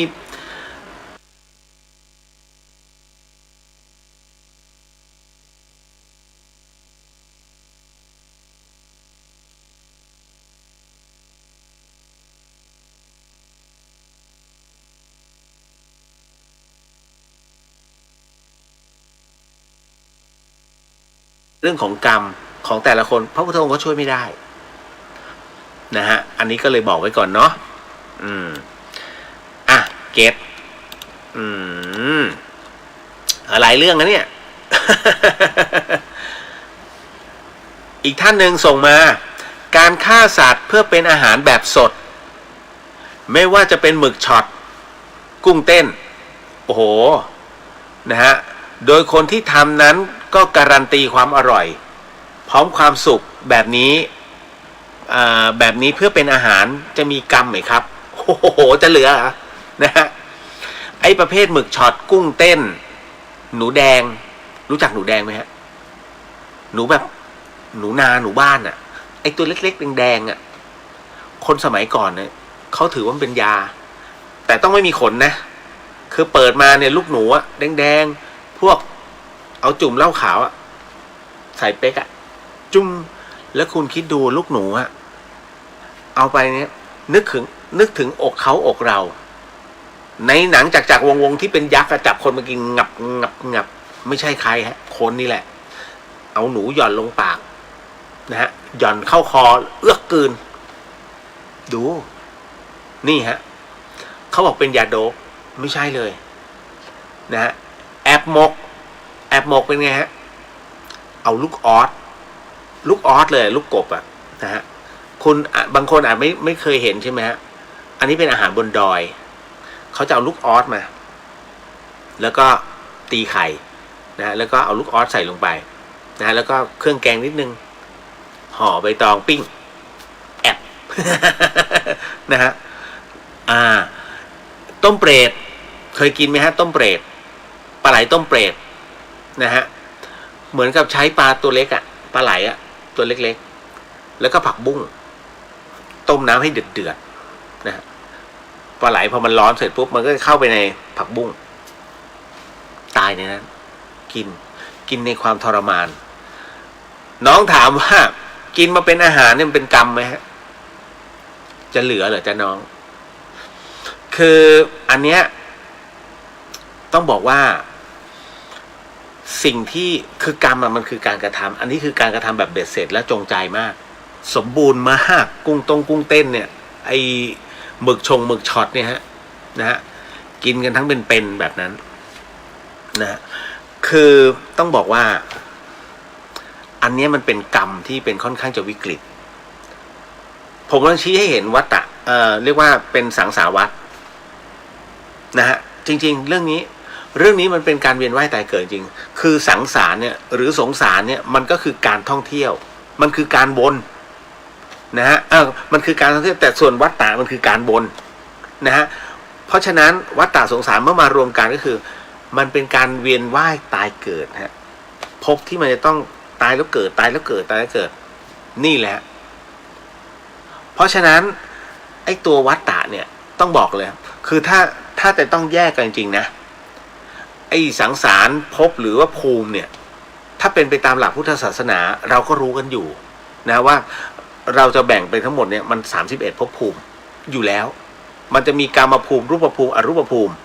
นะซึ่งมีอยู่ตรงนี้ไม่เกี่ยวนิพพานนะฮะอันนั้นไม่นับไงฮะเพราะว่างแล้วนะฮะเพราะฉะนั้นในตัววัฏฏะทั้ง3ที่กล่าวมาเนี่ยมันเป็นเรื่องของกิเลสเป็นเรื่องของกรรมแล้วก็วิบากสิ่งที่คุณทำอยู่มันคือวิบากที่หนักมากมันคือกรรมที่หนักมากสัตว์มันทรมานนะคุณคิดว่าคุณอร่อยไงแต่มันอยู่ในปากเต็มที่มันจะรู้สึกปวดนะฮะถ้าคุณไม่แปรงฟันมันเหม็นด้วยโอ้โหทรมานซ้ำสองนะฮะประมาณว่าออกมานี่โอ้โหเหมือนกับหม้อต้มตดนะครับเพราะฉะนั้นเนี่ยมันก็เลยต้องบอกว่าเนี่ยสิ่งที่เรากำลังทำอยู่ต้องถามว่าเราทำอะไรนะฮะเพราะฉะนั้นมันไม่จำเป็นหรอกนะพืชต่างๆก็เป็นยาได้ไม่จำเป็นจะต้องใช้สัตว์ซะขนาดนี้นะฮะจริงๆมนุษย์ควรจะอยู่ร่วมกันอย่างสันติสุขเนาะแต่ก็อย่างว่ามันก็ยังมีคนที่ต้องผ่าไปเพราะผมเองก็เป็นคนประเภทผ่าเหมือนกันผมเป็นคนที่ชอบคิดเรียกว่าแตกออกไปไม่ใช่อยู่ในร่องในรอยนะฮะเป็นคนที่ไม่ค่อยชอบคิดเหมือนชาวบ้านเพราะผมถือว่าการคิดเหมือนชาวบ้านคือการเรียนแบบจริงๆนะเวลาจะทำอะไรก็ตามเนี่ยขอฉีกหน่อย มันถูกฝึกมาแบบนั้นนะฮะต่อมานิดนึงนะฮะอีฟบอกว่าก่อนที่แม่หนูจะเสียนิดนึงฮะตัวมันเล็กก่อนที่แม่หนูจะเสียแต่ท่านไม่ได้สติแล้วค่ะ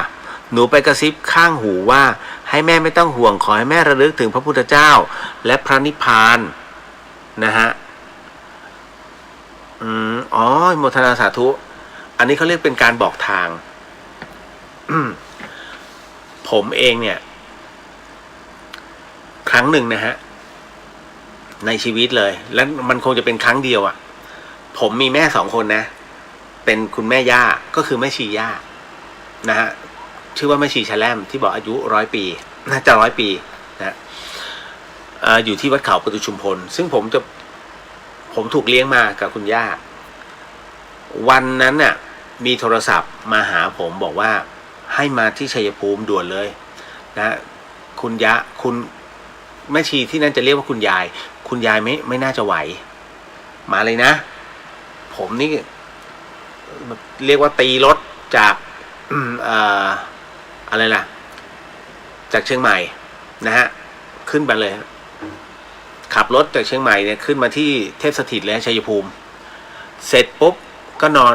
ปกติก็จะนอนข้างบนดาดฟ้าอาคารปฏิบัติธรรมอยู่แล้วฮะก็จะนอนคนเดียวเสร็จปุ๊บประมาณสักคืนนั้นเนี่ยผมสวดมนต์นานเป็นพิเศษแล้วก็นั่งสมาธินานมากนะฮะมีความรู้สึกว่าแม่ไม่น่ารอดจนกระทั่งช่วงเวลาสัก8 โมงเช้าเนี่ยแม่ชีท่านจะใส่สีกลักนะขึ้นมาตามบอกว่าคุณยายจะไปแล้วเร็วเข้าผมรีบกระโดดเลยฮะกระโดดบันไดตามทีละ3 ขั้นปั๊บวิ่งเข้ากุฏิแม่ชีเลยฮะเข้าเขตกุฏแม่ชีนะฮะไปกุฏิ14ก็ไปหาแม่นะ ซึ่งนั่นคือครั้งสุดท้ายเห็นแม่เริ่มมีอาการต ตาลอยแล้วผมก็เลยเข้าไปกระซิบแม่นึกถึงพระนิพพานนะฮะแม่นึกถึงพระนิพพานอย่านึกถึงอย่างอื่นนะฮะนึกถึงความดีนะฮะนึกถึงที่เรามาบวชนะตรงนี้บอกทางตลอดผมกระซิบจนกระทั่งแบบแม่ฮึกแล้วก็อีกฮึกหนึ่งฮึกแล้วก็ผ่อนยาวไม่มีการตอบโต้ของลมหายใจทุกคนบอกว่าแม่ไปแล้วผมก็ยังบอกว่าแม่ไม่ต้องห่วงนะอยู่ได้ไม่ต้องห่วงเดี๋ยวบอกน้องอีกคนให้นะฮะน้องผมอีกคนหนึ่งชื่ออาร์มเดี๋ยวบอกอาร์มให้ไม่ต้องห่วงนะแล้วผมก็ตกใจเพราะแม่ชีที่กุฏิเอายาหม่องป้ายตาแม่ฟึดจนกระทั่งตาแม่หลับลงผมก็เลยถามแม่ชีแม่จันป้ายทำไมคุณยายจะได้หลับตาไม่งั้นเดี๋ยวลืมตายังมีความรู้สึกอีกเลยนะผมว่าแต่ว่าพอถึงตรงนั้นน่ะมันมีความนั่นคือเฮือกสุดท้ายท่านตายที่อ้อมกอดเพราะว่าท่านเลี้ยงผมมานะถ้าเป็นผู้ที่เลี้ยงจริงๆก็คือเนี่ยแม่ชีย่าเลยเลี้ยงผมมานะฮะทุกวันนี้ก็มีลมหายใจแล้วก็เพราะท่านนี่แหละ